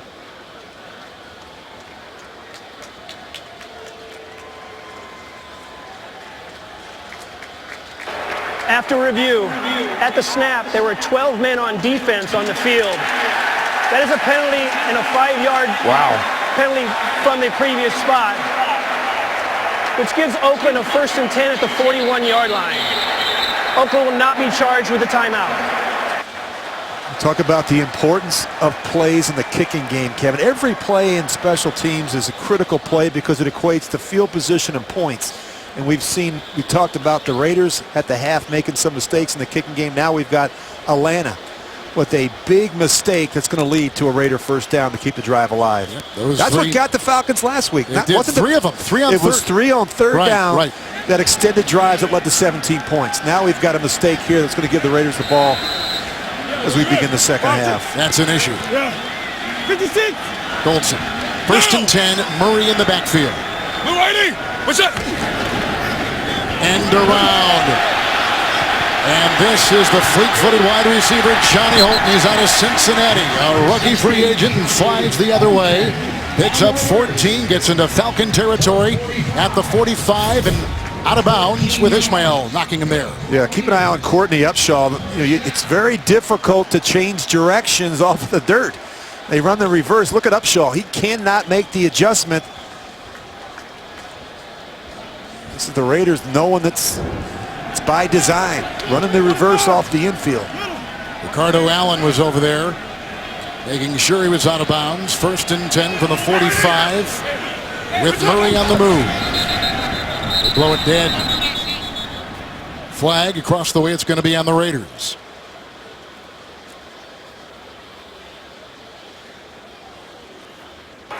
False start. Oakland, number 61, the center. It's a 5-yard penalty. Still first down. Sometimes these centers, when they're looking to make their reads, will move that ball, won't they, Rich? It's a point of emphasis this year in the National Football League. If you make a sudden move and it draws the opponent off sides and moves, he actually moves a little bit and freezes. And this has been a point of emphasis. There was too many of these issues coming up where the center's making a declaration or a reset, and he moves suddenly. Hudson playing with the bad knee today. First and 15 to go to the tight end Smith, who is upended by Robert Alford with a catch and run that takes him to the 38-yard line of Atlanta, picks up 12. Well, the Raiders haven't been able to push the ball down the field. You look at how effective Carr has been, 19 of 23, but most of his throws have been quick throws to the tight ends, the receivers, and even the backs.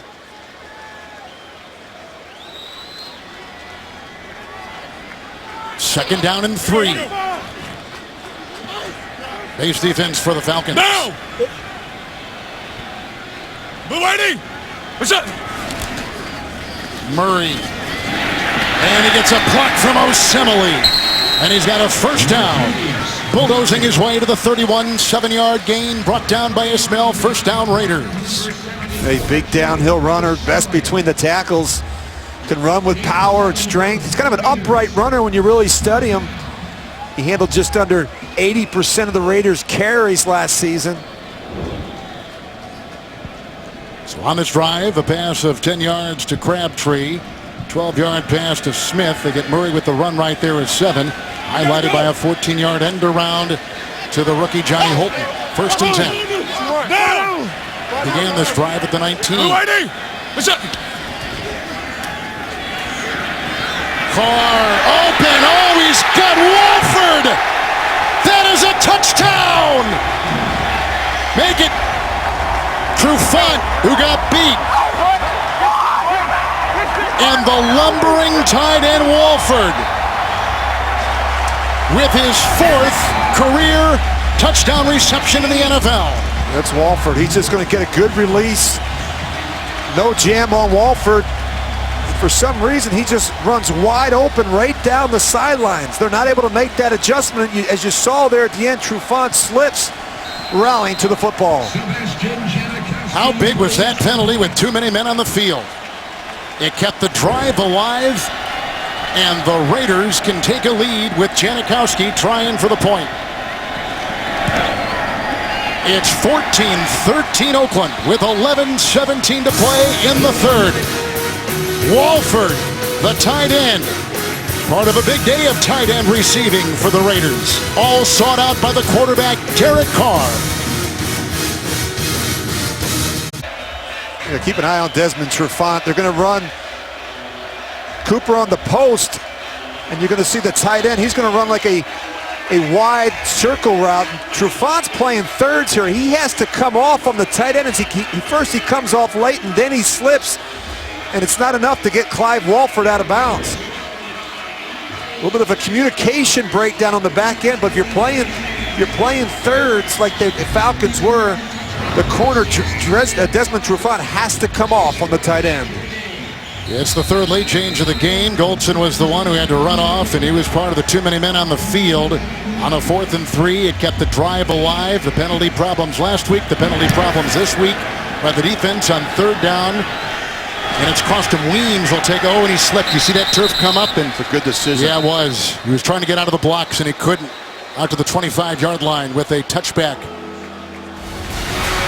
Saturday, the SEC on CBS brings you the best games from the best conference. When the Florida Gators visit the Tennessee Volunteers.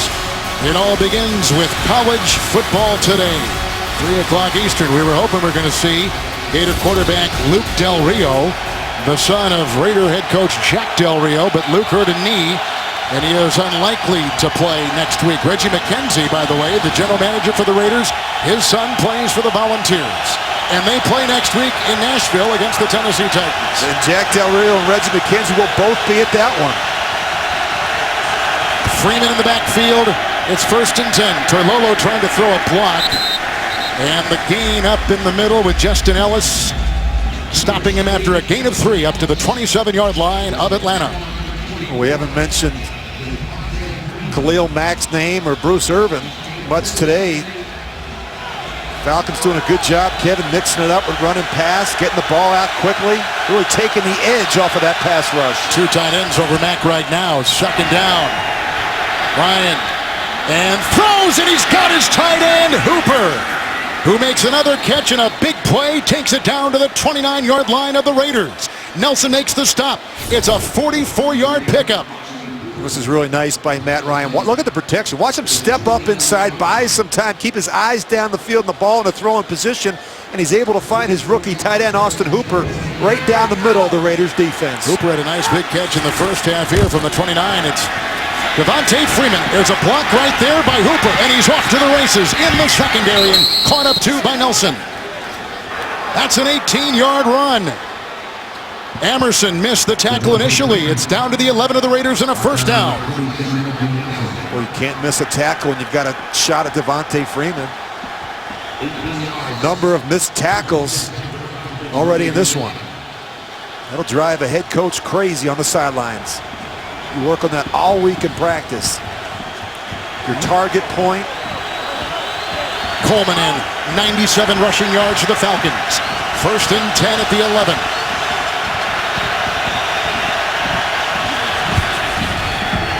Ryan, end zone, intercepted and picked off. David Emerson, what a play.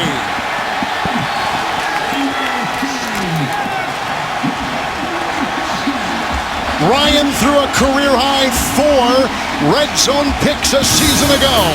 He's thrown his first this year. And David Emerson, the former Washington Redskin, comes up with the steal. The NFL on CBS is sponsored by Warner Brothers Pictures The Accountant, in theaters October 14th.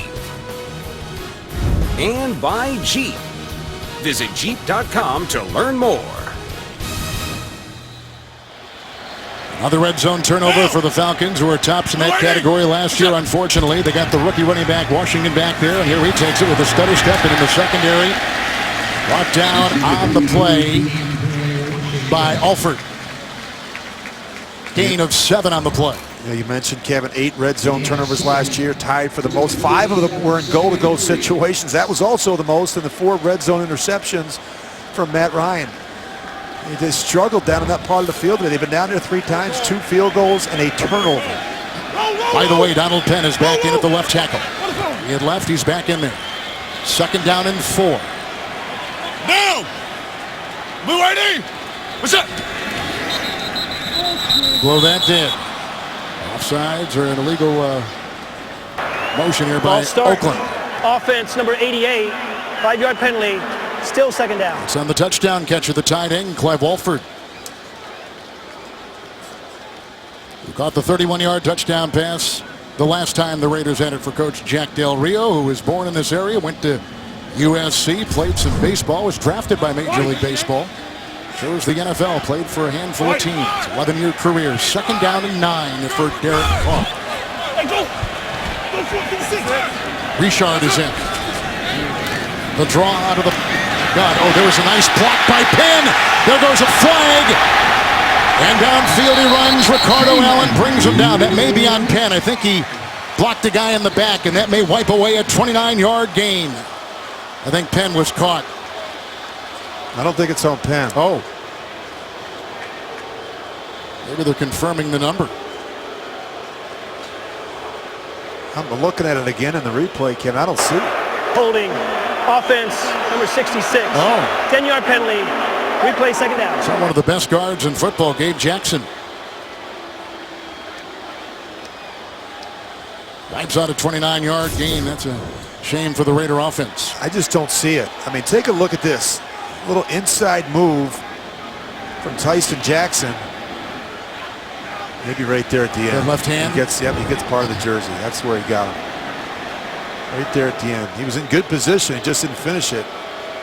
Jackson last week had a first-quarter right knee injury in New Orleans. They put a brace on. He didn't miss a play. Career starter out of Mississippi State. Gabe Jackson, 2nd down, 19, back at the 11. Richard. Carr. The rookie.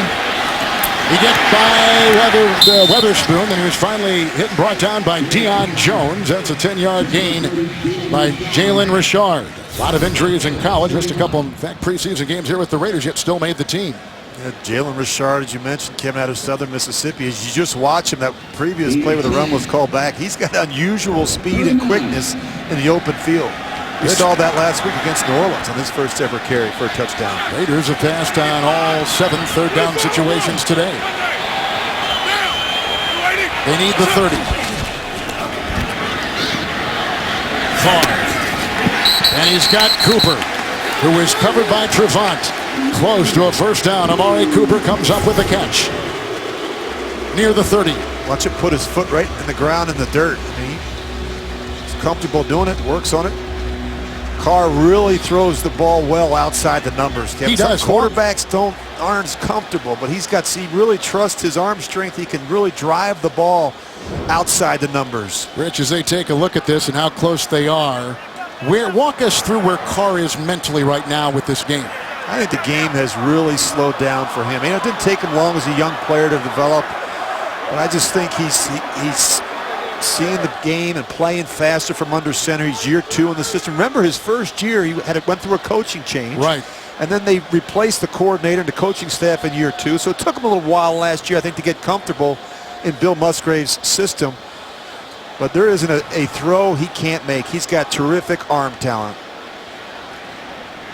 It's 4th and inches. Your own 30, Rich. What would you do here? I think at this point in the game, Kevin, you punt the football. I know that people think Jack's a bit of a risk taker, but here's what you could do. You get him in the huddle, you call a play, no snap, no play. Let's see if we can draw him off sides. If we can't, we maybe take the delay of game and punt the football. We've got a very good punter in Marquette King, but I would not run a play in this situation.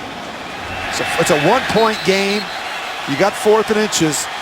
The problem with the no snap, no play, it's not as good if it's not within the sequence of when you have these stoppages. Now Dan Quinn and the defensive staff have had time to alert the guys in the huddle. Be careful for the hard count. Oakland is challenging the ruling on the field, but the ball is short of the line to gain.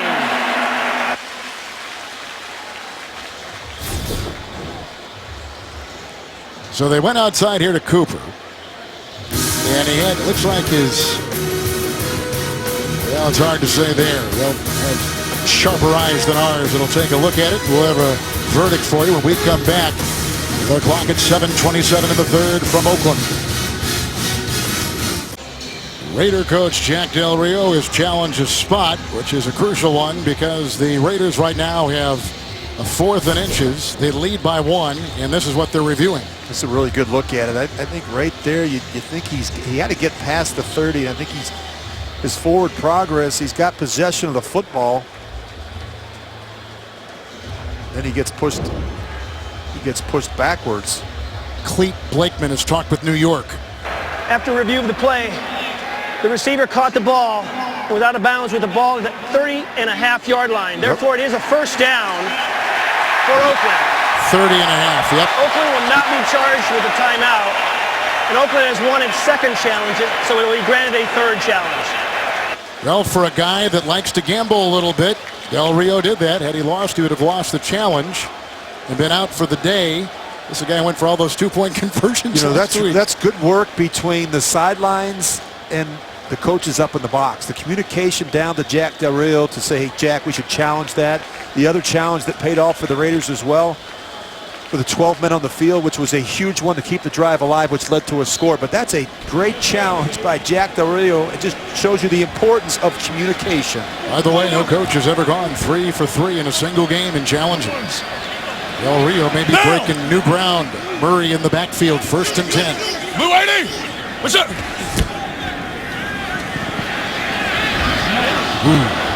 Boy, there was a thicket of Falcon defenders all over Crabtree. Boy, that was a bit of a force. It's a lot of white jerseys. If you would have looked to his left, he had Amari Cooper wide open. We've had 3 lead changes in this game. Julio Jones caught a first-half touchdown pass by the Falcons, put them up by 3. 31-yard touchdown pass to the tight end Walford in the second half has put the Raiders up by 1. 2nd down and 10. Down. Washington in the backfield. Blue 80. What's up? The call. Nice stick. What a play. Vic Beasley, who went tackleless last week. And the former high draft choice out of Clemson, number 8, throws him for maybe a half-yard loss. That was well done by Vic Beasley. These Raider backs have the ability with their speed to bounce runs to the edge. Very disciplined. He does a nice job keeping contained on the backside. 5 defensive backs. 3rd down and 10 for the Raiders.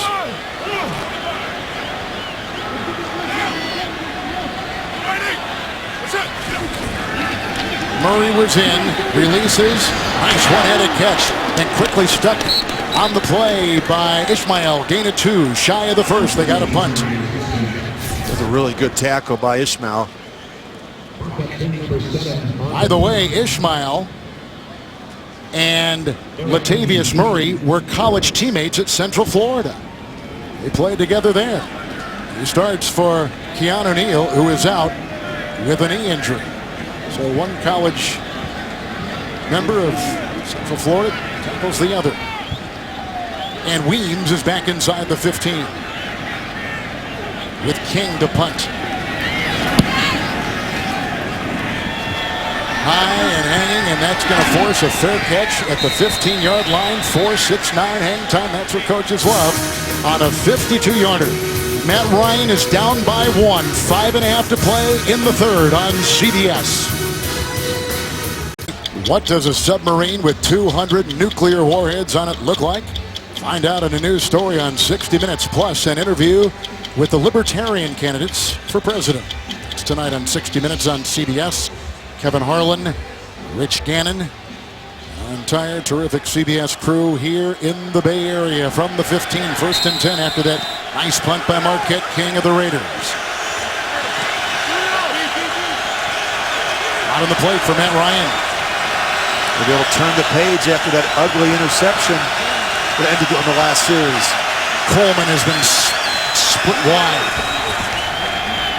And that's what they go at when it comes on a slant. They got the matchup with the linebacker, Heaney, and that's the result. The running back, Coleman, takes it up to the 39 on a catch and run at 24 and an Atlanta first down.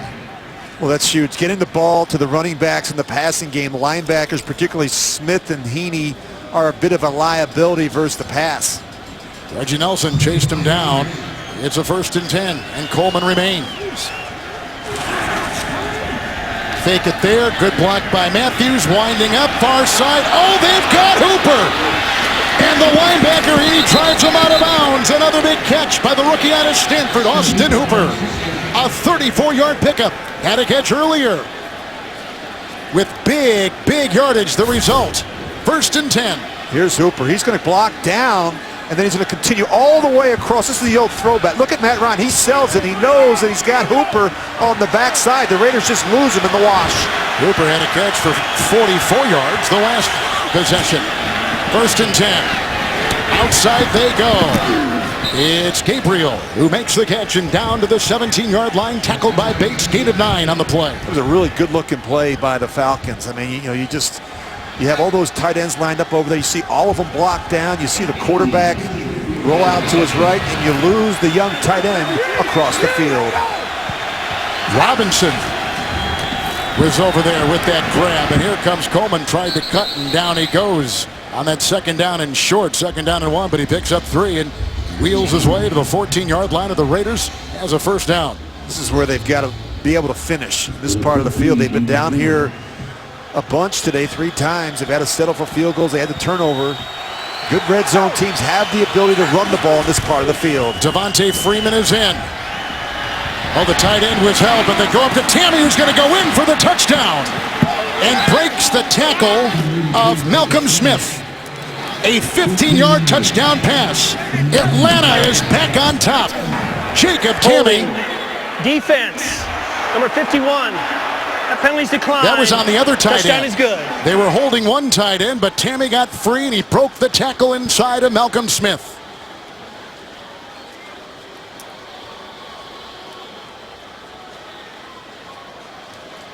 Fourth lead change of the game, and they're going to go for 2. You watch this, go ahead and run it. This is actually his 4th option. Go ahead and freeze it right about there. There's option 1, there's option 2, there's option 3, and he winds up coming all the way to his 4th option. This is great work by Matt Ryan, going through his progression and working all the way back across the field to find Jacob Tammy. Tammy 5 catches, 76 yards. Tammy last week had 6 receptions. As we began the broadcast, telling you, Matt Ryan says he's playing the best football of his career. They're going for 2. Down by 5. It's the right thing to do. Freeman sent wide. Ryan takes it himself. He gets a block by Mack. Heaney couldn't get him. A 2-point conversion. And the Falcons are not only back in business, they are on top 21-14. Well, this is the last thing you'd expect from Matt Ryan. This is a well-executed quarterback draw. Catches the Raiders off guard. See Alex Mack. That's why you went out and got the Pro Bowl center. Ryan says that Mack gives him so much on the line in terms of information, but he loves the way he prepares every week. He's changed the culture on that line with his attention to detail. Absolutely, Kevin. And the communication between the Pro Bowl center and quarterback, it really helps. The run game calls, the protections. That's why you spend that kind of money in free agency to get a really good center. Matt Ryan, 18 of 26, 283. He's thrown an end zone interception, but he's thrown 2 touchdowns, and he's got his Falcons on top in an important early season game. Week 2 continues with Sunday Night Football on NBC and Monday Night Football on ESPN and Westwood One Radio. Then Week 3 kicks off with Thursday Night Football on CBS, NFL Network, and Twitter. Well, if you listen to those games on Westwood One Radio, Kevin, you get to hear some of the craziest things sometimes. Huh? Yeah, I guess. Oh, that was fun. That was an interesting moment. Rich, what about the Falcons, who have a very tough march coming up on the road after today? Tough enough to play here. Then they go to New Orleans, then Carolina, then Denver, then Seattle. I mean, to start the season 0-2 with that kind of schedule would be very difficult, as Tywan Jones will leave it in the end zone. Kevin, you mentioned some of those crazy calls on Westwood One. How about this one? This is too good. Run out on the field. He's bare-chested and banging his chest. Now he runs the opposite way. He runs at the 50. He runs at the 40. But there he goes. The 20. They're chasing him. They're not going to get him. Waving his arms. Bare-chested. Somebody stop that man. Here comes the blue coat, Kevin. Oh, they got him. Here They're comes coming the from the coats. left. Oh, and they tackle him at the 40-yard line. I hope it was worth it, my friend, because you've got a night in the clink coming up. Of course, we don't show it on television, but that was hysterical to see the actual footage. 16-year-old young kid running out in the field, and you have a classic call. Well, you've surprised me, but thanks. Murray in the backfield. Derek Carr, and he gets it off to his tight end who caught an earlier touchdown pass.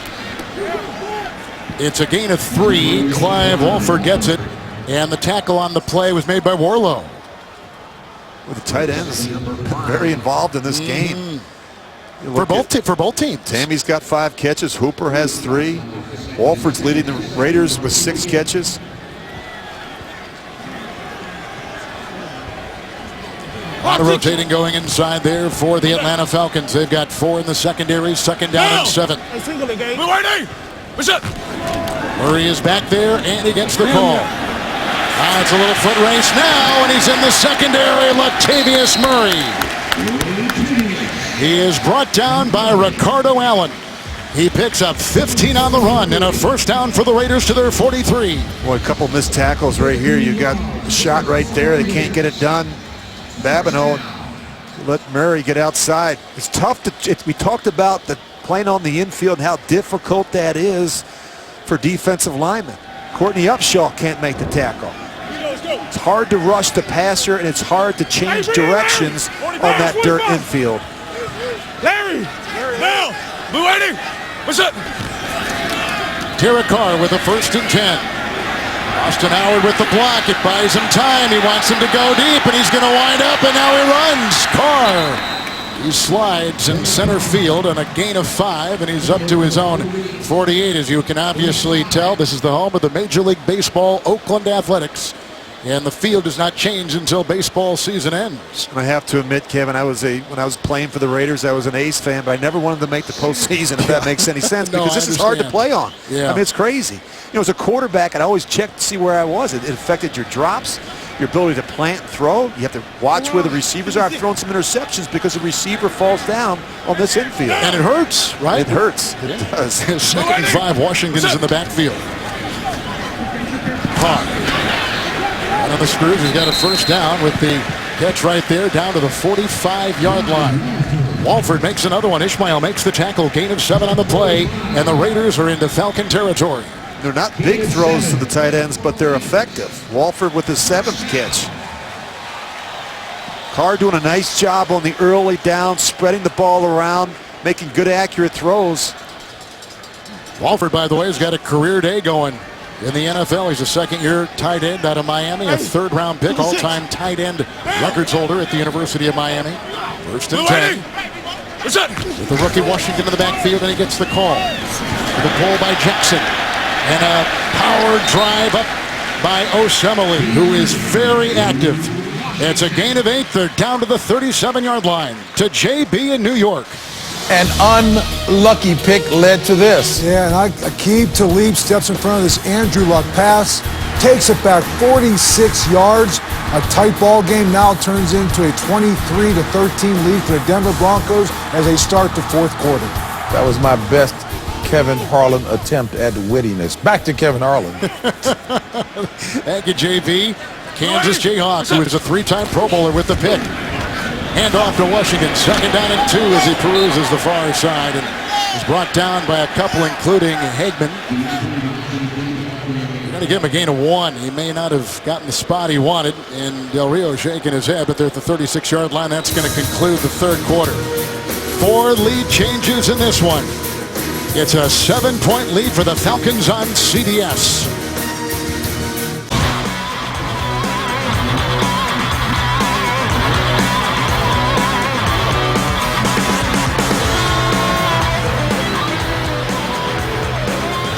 You start the 4th. Matt Ryan has thrown 2 touchdown passes. We've had a Carr 31-yard touchdown pass to a tight end, a 1-yard touchdown run by Murray. Down. 4 lead changes. Here we go. 3rd and 1 for the Raiders from the 36-yard line. And that's Olawale in the secondary, and a first down, corkscrewing his way all the way to the 25-yard line. Poole brings him down. 11, Ishmael. That's an 11-yard pickup and a first down to the 25-yard line of Atlanta. Look at the movement up front. You know, the fullback Olawale doesn't get a lot of carries. That was a big hole.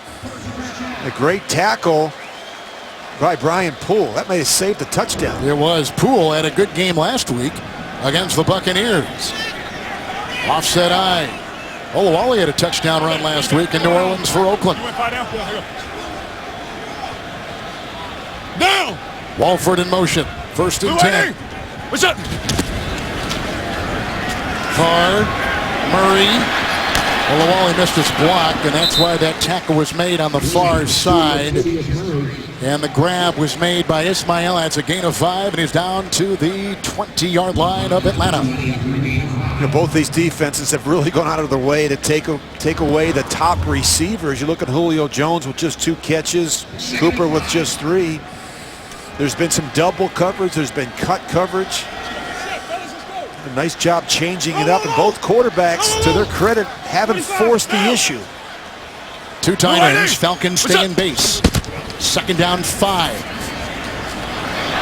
hard-running Murray getting a block. Andre Holmes laid a block that gave him an additional 5 yards. He's down to the 3. Wheeler missed the tackle. 17-yard run, first and goal, Raiders. And he just bounces this one. He gets caught up in the wash initially. They can't get the tackle. You're not going to be able to arm tackle a back like Latavius Murray. He runs angry. Isn't that what they said? He runs angry. Don't do a good enough job setting the edge, forcing him to run up inside. Dan Quinn talked about that with us yesterday. The importance of setting the edge against these Raider backs. First and goal at the 2. Latavius Murray drilled. He was hit hard on the play by Deion Jones, a good-looking rookie out of LSU. And no gain on the play. That's a classic textbook tackle. Sure was. By the linebacker, Deion Jones.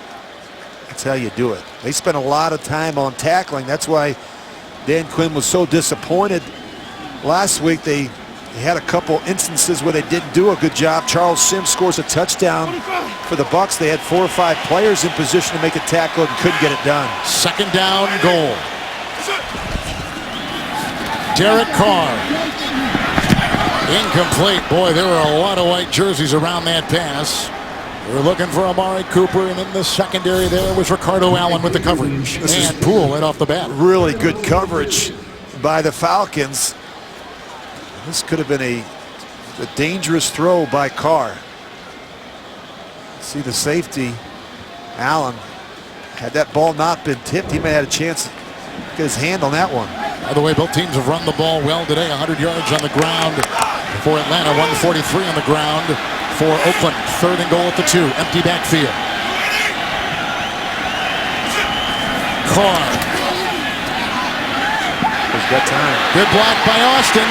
Now he's being chased by Claiborne, and it's incomplete in the back of the end zone for Andre Holmes. Uncatchable. Yeah, some coverage in the secondary that time by Ismail.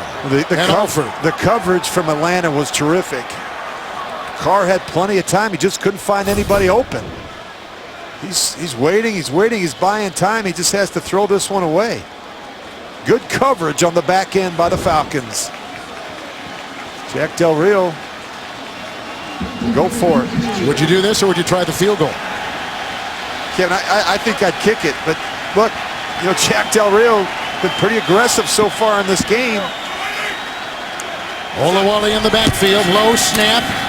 Oh, and he gets the touchdown! Michael Crabtree. 2-yard touchdown reception. Del Rio has done it again. What a gutsy call. And remember, on the 2-point conversion last week, who they went to? Michael Crabtree. That's kind of been Carr's go-to guy in this part of the field. He's just going to run a little delayed slant route. They don't pass it off. Trufant has to run over the top, and he can't get there. Or Alford. Robert Alford couldn't get through the wash to cover Crabtree. Janikowski will come in to try to tie it. What a terrific game in Oakland this afternoon. 21 apiece, 12 to play. 12 minutes. Michael Crabtree comes up with the reception. Carr was patient on a low snap, but he fields it and throws another touchdown pass. Seth Roberts with a touchdown pass to put the Raiders down 1 point late in the 4th. He completes a 2-point conversion to Crabtree and gets a 1-point win. 4th down, here they go, and they convert instead of going for 3. He finds Crabtree for 6. Yeah, they attempted 3 two-point conversions last week and converted 2 of them, including the game winner. And it's the message I think it sends to your football team. Things are different here in Oakland. We're going to be aggressive.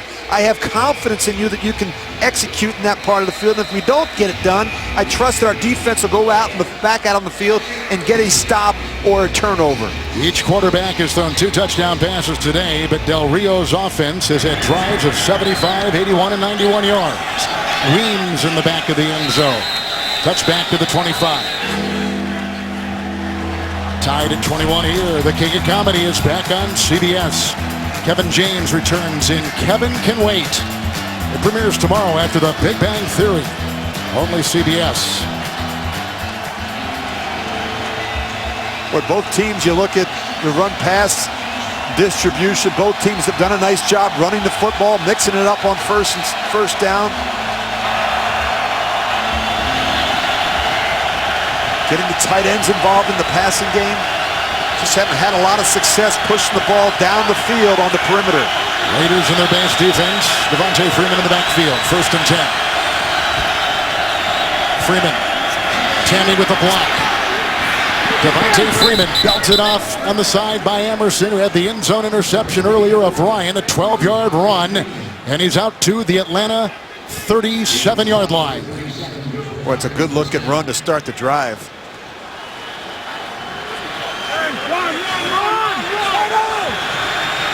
High injury and all. 1st and 10.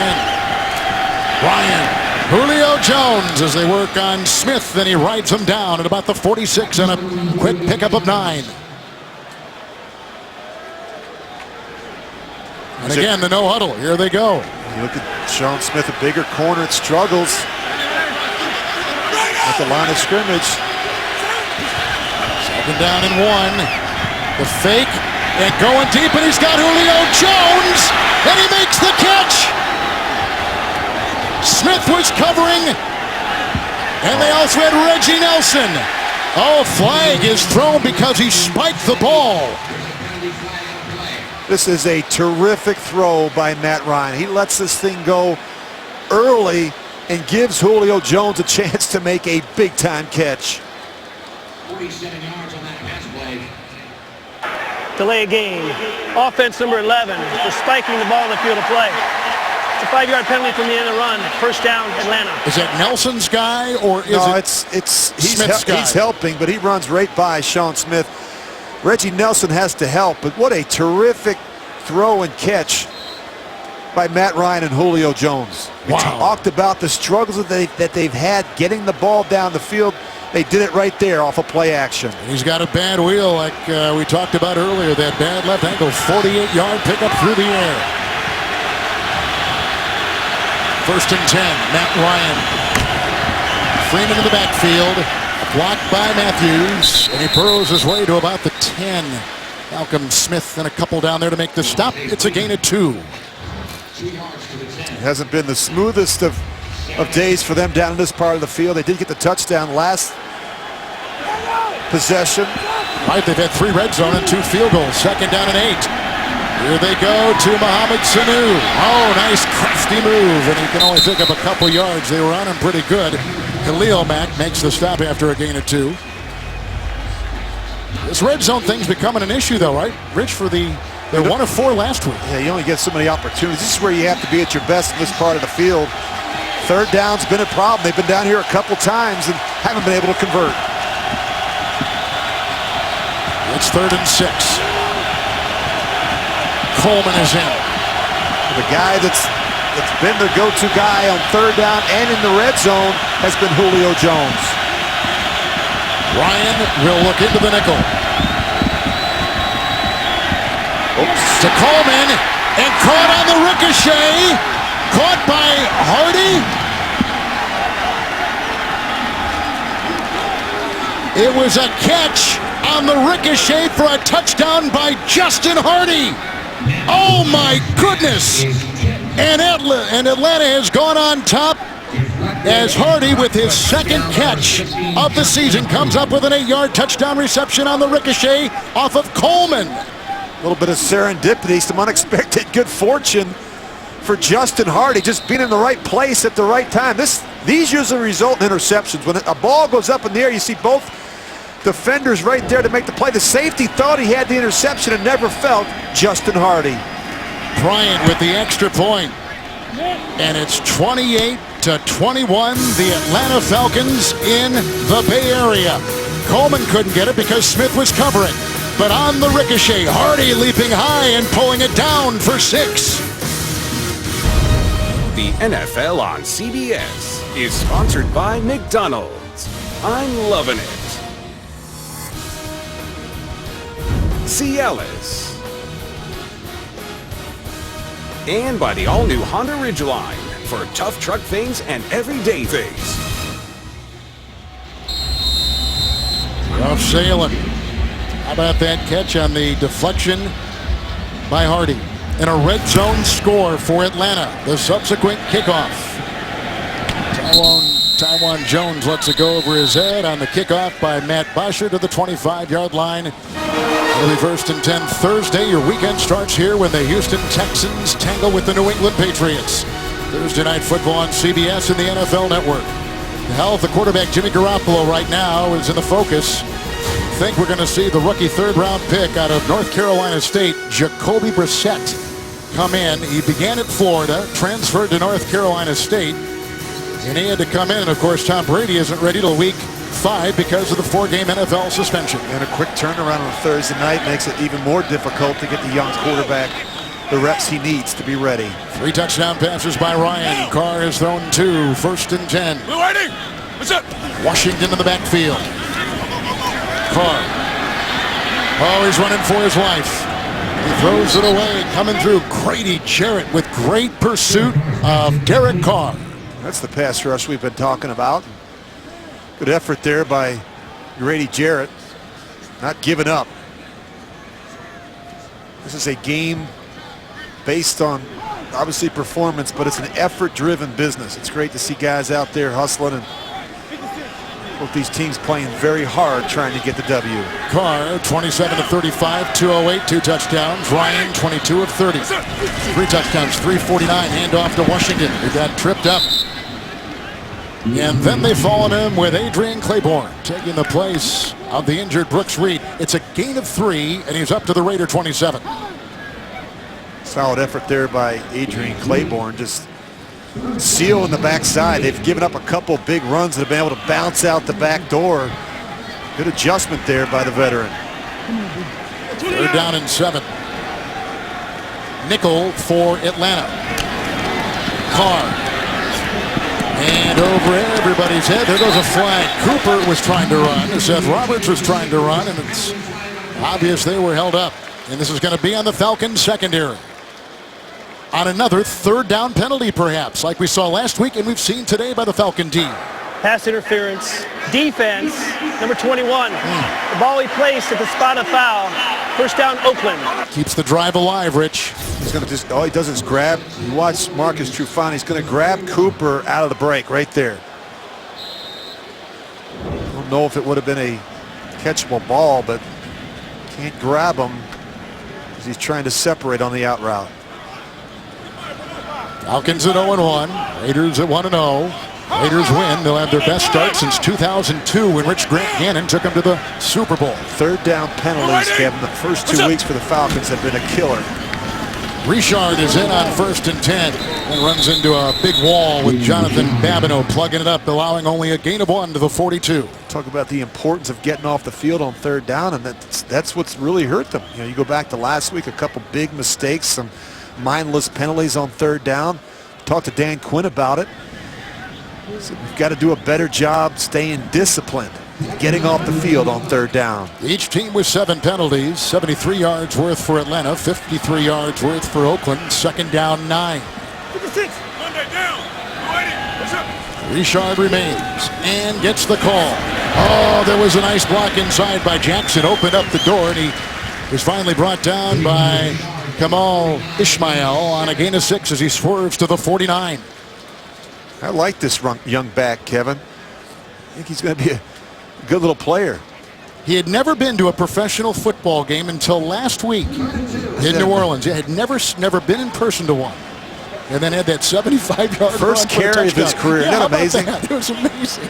That's the way to make a what a splash. I should say 3rd and 3 here into the nickel. Carr has emptied the backfield. With time, Jackson the block, Penn the block. Carr has to dance, and he's got his receiver. This is the fleet-footed Amari Cooper, and there he goes! Touchdown, Oakland! Beats Trufant. Flag at the 28. I think Cooper may have been out of bounds, Kevin. Look at the time, though, that Derek Carr has. I mean, he moves around a little bit to help himself, but where's the pass rush? I mean, he's going to run around. He's going to buy some time. There's Cooper. He's out of bounds. He cannot be the first to come back on the field and touch the ball. Yep. That's going to come back. You see the official. The one official took his hat off. That's the first indicator. Went out of bounds voluntarily. It came back in and was the first to touch. That is a foul for illegal touching. The penalty is a loss of down. It brings up 4th down from the previous spot. Well, you've gone from a touchdown catch and run of 51 yards to now 4th down, and you bring out your punting unit. Well, you have to know where you are on the field at all times, and Amari Cooper doesn't realize how close he is to the boundary. He actually steps out. The Raiders with their 4th offensive penalty in this half. And they're going to go for it on 4th and a couple. Let's see, 4th and 2. It's not 4th and 7 as a graphic. It's 4th and 2. I see a little CBS Sports thing go over there. Just erase that. That's how we make our corrections. There you go. 4th and 2. How about that? You happy now? I'm happy. At some point, one of these decisions of Jack Del Rio may backfire. The first thing you think about here, Kevin, is no snap, no play. Let's try and draw him off sides. Richard is back there, 4th and 2. And the carry. He didn't get it. I don't think he did either. He was hit. Nice hit made by Brian Poole and Grady Jarrett. Well, the official up top, I don't think he gave it to him. I think he's going to be just a bit short. That is an aggressive call by Jack Del Rio with 7:12 to go in the 4th quarter. Well, do you challenge this? Because even if you didn't get, you've got 3 timeouts. I don't think you're going to win the challenge. It's especially on these runs up inside. It's hard to tell exactly. And on the dirt too, Rich. He's trying to dig on the dirt. I think he's going to be just a tad short. I mean, I think he misses it by about 6 inches. Oh, you're right. And that was wrong. It's a foot. Wow. He's short. Well, I was saying you're right. He's short. But yeah, the 6 inches you're off, and so great stops. On downs, it goes back to Atlanta. Big stop by the Atlanta D. NFL playing 60. The NFL's movement for a more active generation encourages fans to get moving and play for 60 minutes every day. Run, jump, and race to Super Bowl 51 with the NFL Play 60 app. Download it now. On downs, they take over. Freeman, who's closing in on one of his better rushing days, has passed the tackle of the line, picks up 6, brought down on the play by Malcolm Smith at the 44-yard line of the Raiders. Gain of 6. Well, Atlanta's really running the ball well. 120 rushing yards already. Freeman closing on 100 on the day. Juking right here, bad thigh and all, and finally hit and brought down by Emerson. It's a gain of a yard. Dances down to the 42. Let's take you to JB and Coach Cowher in New York. Talk about good footwork. 4 minutes left to go in the game. This pass from Andrew Luck to Frank Gore. What great job keeping his balance. Scores a touchdown. They cut the lead. Now Denver leads 23-20. 4:02 left to go in the game. Rich Gannon is light-footed like that as well. Back to Kevin Harlan. 3rd down and 3. They go, and there is a completion for a 1st down caught by Levine Toilolo. He had a broken hand in camp. He's been slow to come back. He picks up 5. They're down to the 38-yard line of the Raiders, and they get a much-needed 1st down. Good concentration there by the tight end. It's going to get tipped. McGee tips that ball. I thought so. Stacy McGee, right in the middle of your screen. He's going to tip this ball. Somehow still finds its way to, well, wasn't the intended target. A couple times today, they've been pretty fortunate. That's the 10th tight end reception for Atlanta today.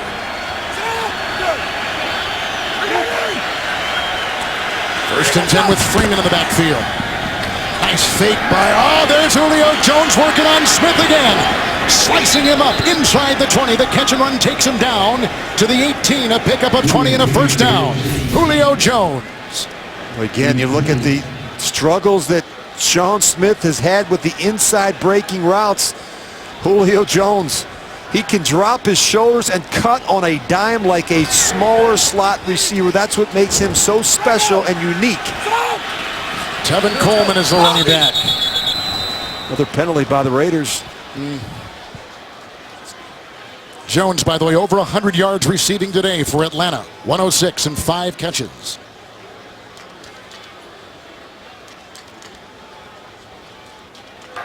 Neutral zone infraction, defense, number 90. It's a 5-yard penalty, still first down. Big Dan Williams. Yep. Julio Jones has been a different player here in the second half. Bad left ankle, bad wheel, as we told you earlier. It was an injury that he got last week. He re-aggravated it. He initially got it in a preseason game against Miami back in late August. Seems like he keeps getting rolled up on when he's tackled. Never gets a chance to heal. Coleman is in. First and 5. 3 touchdown passes today for Matt Ryan. Over 300 yards. Coleman. There was a good block inside by Schrader, and he finds a touchdown. Nelson couldn't bring him down. Schrader, the right tackle, with a terrific block. And Atlanta builds upon their lead on a 13-yard touchdown run.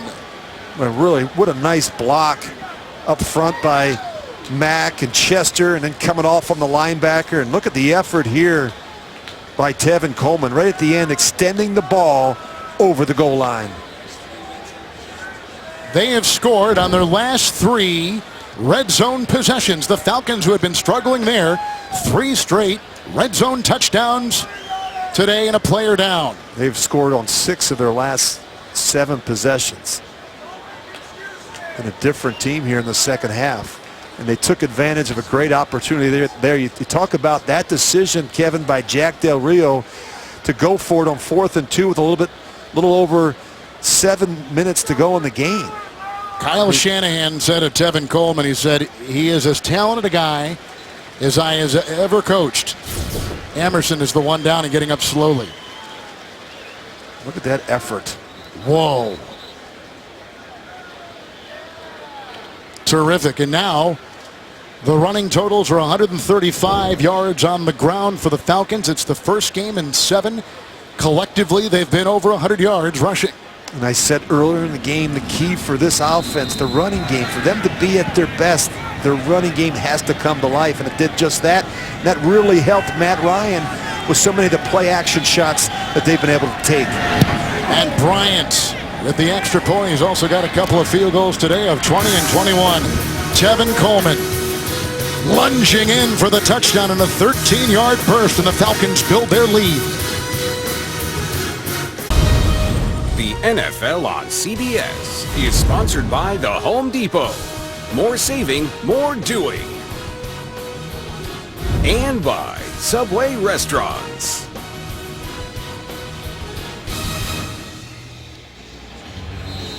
Late fourth quarter from Oakland. Raiders tied the game at 21 early in this fourth quarter. The Falcons have had 14 unanswered points. They lead it 35-21. With the kickoff, Asher over the head of Tywan Jones. To the 25. Atlanta's offense has been good lately. I would say, Kevin, they've scored on 6 of their last 7 possessions, including 4 touchdowns. They have been terrific. And, you know, I think back to our conversation that we had with Dan Quinn yesterday. He was very confident about this game, but about his football team. You know, they kind of took a punch in the mouth in week 1 at home in the division against Tampa, but he said this is a resilient group. And I know they're going to go out and play hard and play with a lot of confidence. And they've done just that here today. Murray is in, 1st and 10. Carr wanting to go deep, and he's looking for Roberts, and Alford is there covering. Also back there in the secondary was Ricardo Allen. 2nd down and 10. That last touchdown by the Falcons really changes now what the Raiders' approach has to be here coming up on 4 minutes. They've got to be aggressive. They've got to be able to jump the ball, get in their no-huddle offense. They don't have a lot of time. They've got to really pick up the pace and tempo here. Rich, what about him going for it on 4th and inches at the 50-yard line? It was a critical decision, one that Jack Del Rio will be asked about right after this game at the podium if, in fact, they lose. You know, you had a chance to pin the ball back. You've got a terrific punter in Marquette King and go out and play some defense. It was just a one-score game at that point. Carr on 2nd down and 10. Looking for Cooper. What a catch. Now the defense by Trufant picks up 16. That's a first down to the 41 of the Raiders. Look at his ability to go up and get the ball and high point it. That's what makes Amari Cooper special. All-time receiving leader in the history of Alabama football.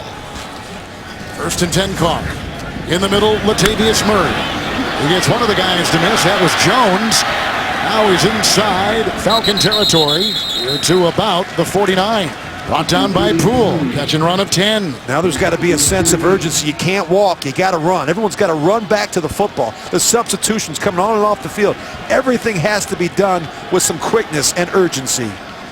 They're taking way too much time. Look at the official wanting to get out of the way. 1st and 10. Across the middle it goes to Roberts. Oh, and he can't be tackled as he takes it down to the 33-yard line. A 14-yard catch and run. A couple guys had a clear shot at him, including Deshaun Golson, who now leaves the field.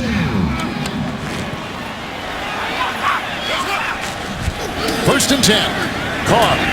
Olawale into the secondary and then finally brought down by the linebacker Deion Jones. That's a 15-yard pickup. He's marched him downfield to the 19-yard line of Atlanta.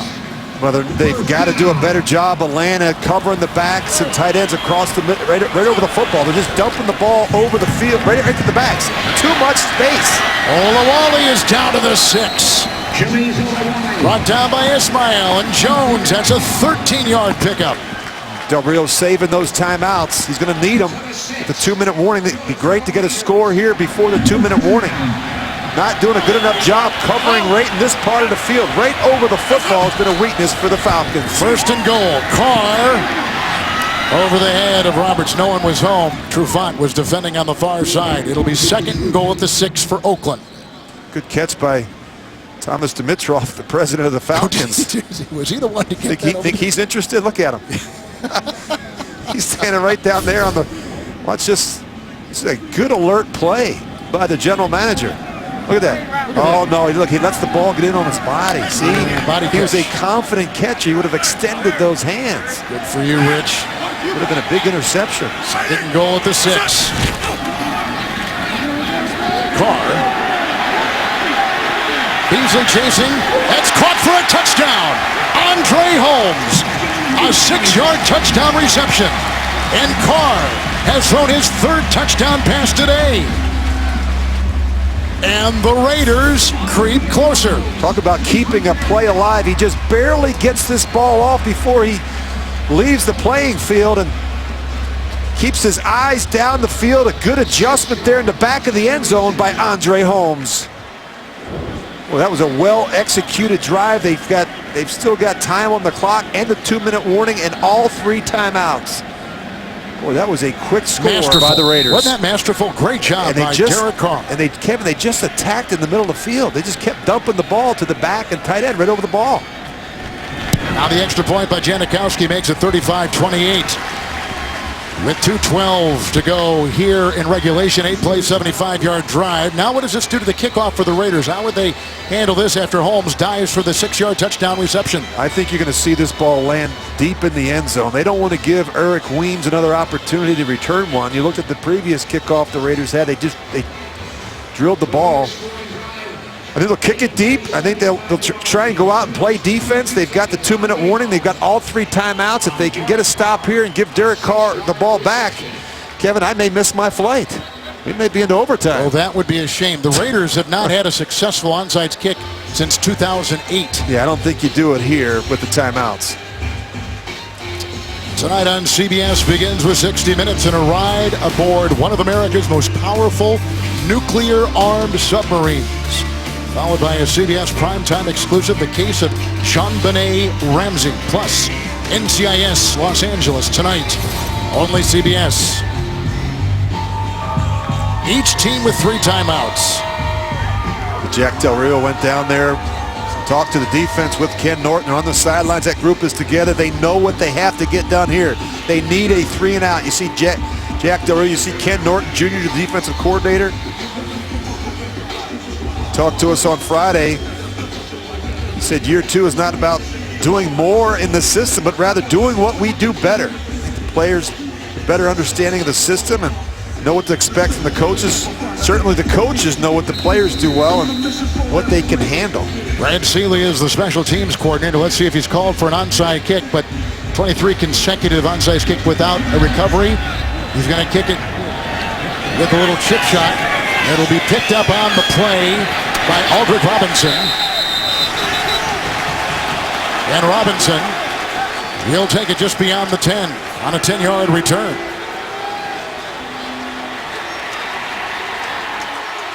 Flag has been thrown.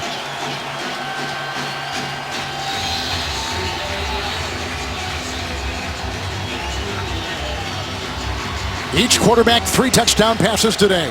There is no foul for a face mask on the play. It stands as called. First down, Atlanta. Matt Ryan has thrown for 374. Carr has thrown for 283. And let's see what happens here as they had the Trowick tackle of Robinson. A lot of yards by both teams in this game. Well, the Raiders got it. They got them backed up. Can they get a stop? And if you're Atlanta, you just need a couple first downs to get out of this one. With the 3 timeouts, you're going to need a couple first downs. Raiders will be in their base defense. Freeman in the backfield. Ryan's got a 1st and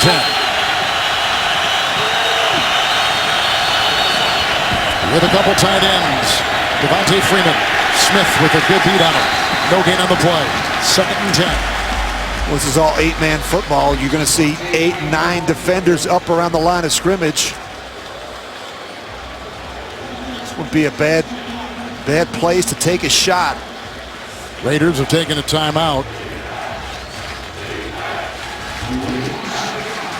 Well, we got a chance here, and we talked about how CBS is partnering with St. Jude's Children's Research Hospital for childhood cancer. We have a couple of notable people in the Atlanta area battling that same disease. The Craig Sager family, who we keep in our prayers every day, and the sister of Atlanta Journal-Constitution writer Orlando Ledbetter covers these Falcons in the press box today. Lost his sister a couple weeks ago. Our thoughts and prayers with both those families. 2nd down 10 after Oakland took their first second-half timeout. Ryan with a wall of noise in the black hole. Fake to Freeman. They go out to Taylor Gabriel, and he dances his way out to the 20-yard line, and Nelson brings him down. 8-yard catch and run near the 20. We've reached the 2-minute warning. 1:56 to go. For those of you expecting to see 60 Minutes, you're watching the NFL on CBS. It's the Falcons and the Raiders. CBS will be seen with the 60 Minutes program in its entirety immediately following this game, except on the West Coast, where it'll be seen at its normally scheduled time. 3rd and 3. Big play here. They've thrown the ball on all 8 third-down possessions. He throws again here, and he's got Mohamed Sanu. The catch, a 15-yard reception to the 35 timeout Raiders. They work on Reggie Nelson. Sanu with a big catch on the great throw by Ryan. Boy, talk about a clutch play by Matt Ryan and Mohamed Sanu in a critical 3rd down situation. You love these big receivers that are comfortable working in the middle of the field. Sanu's had 3 catches today. 2 have come on 3rd down. Julio Jones not playing. We think that ankle's an issue, don't we, Rich? Yeah, he's not in the game, and so the next best thing is a guy like Mohamed Sanu, who's very comfortable and has no fear working in the middle of the field against those bigger linebackers and safeties. What a gutty performance by Matt Ryan in Atlanta today. Very difficult place to play. 1st down and 10. Coleman in the backfield. Tevin gets the call. Into the pile he drives to about the 37-yard line. A gain of about 2. Timeout taken. Final one by the Raiders. McGee in there making the stop. Also, Jihad Ward. Well, Rich, Atlanta leads by 7. Oakland is out of timeouts. A second and 8 is coming up.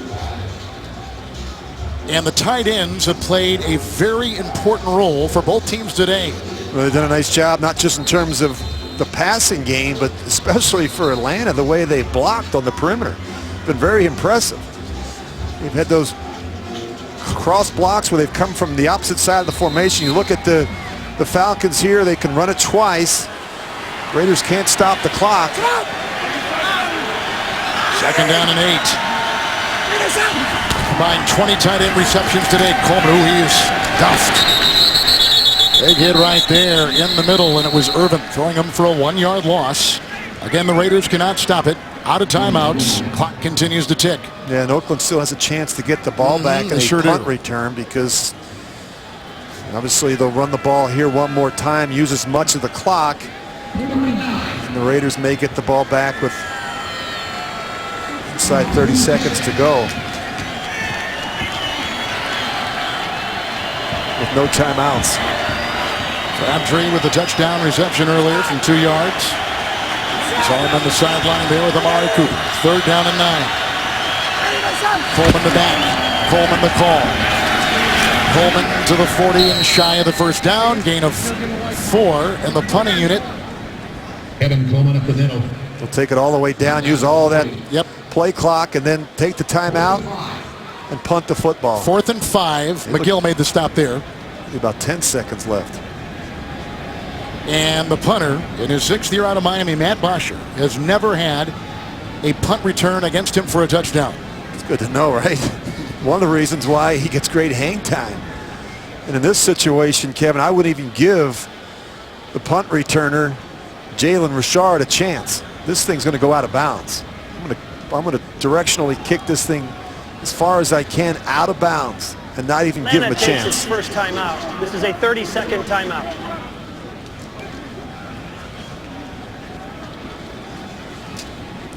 The long snapper is Josh Harris. He's 5 years out of Auburn. And the snap is coming off the dirt, for what it's worth. Well, that does make a difference. You see him over there. He's going to wipe the ball off. That's the first thing. It's a good, smart play by the veteran. And then what you don't want to do is drag it, because now all of a sudden the punter has got to deal with it. Not a huge deal for a guy like Bosher, but very surprised if this ball lands on the playing surface. Welcome charging. He's lined up to his left. Put this one out of bounds. A snap. Ooh, that was close. It was close. Coming through and almost getting it was Trowell. And it goes into the end zone, and the clock at 2 seconds. 60-yard punt by Bosher. Well, that was too close for comfort. Go back and look. Pretty good snap. You see the penetration up the middle. Nonetheless, a terrific job by the punter. Raiders have one shot here, Kevin.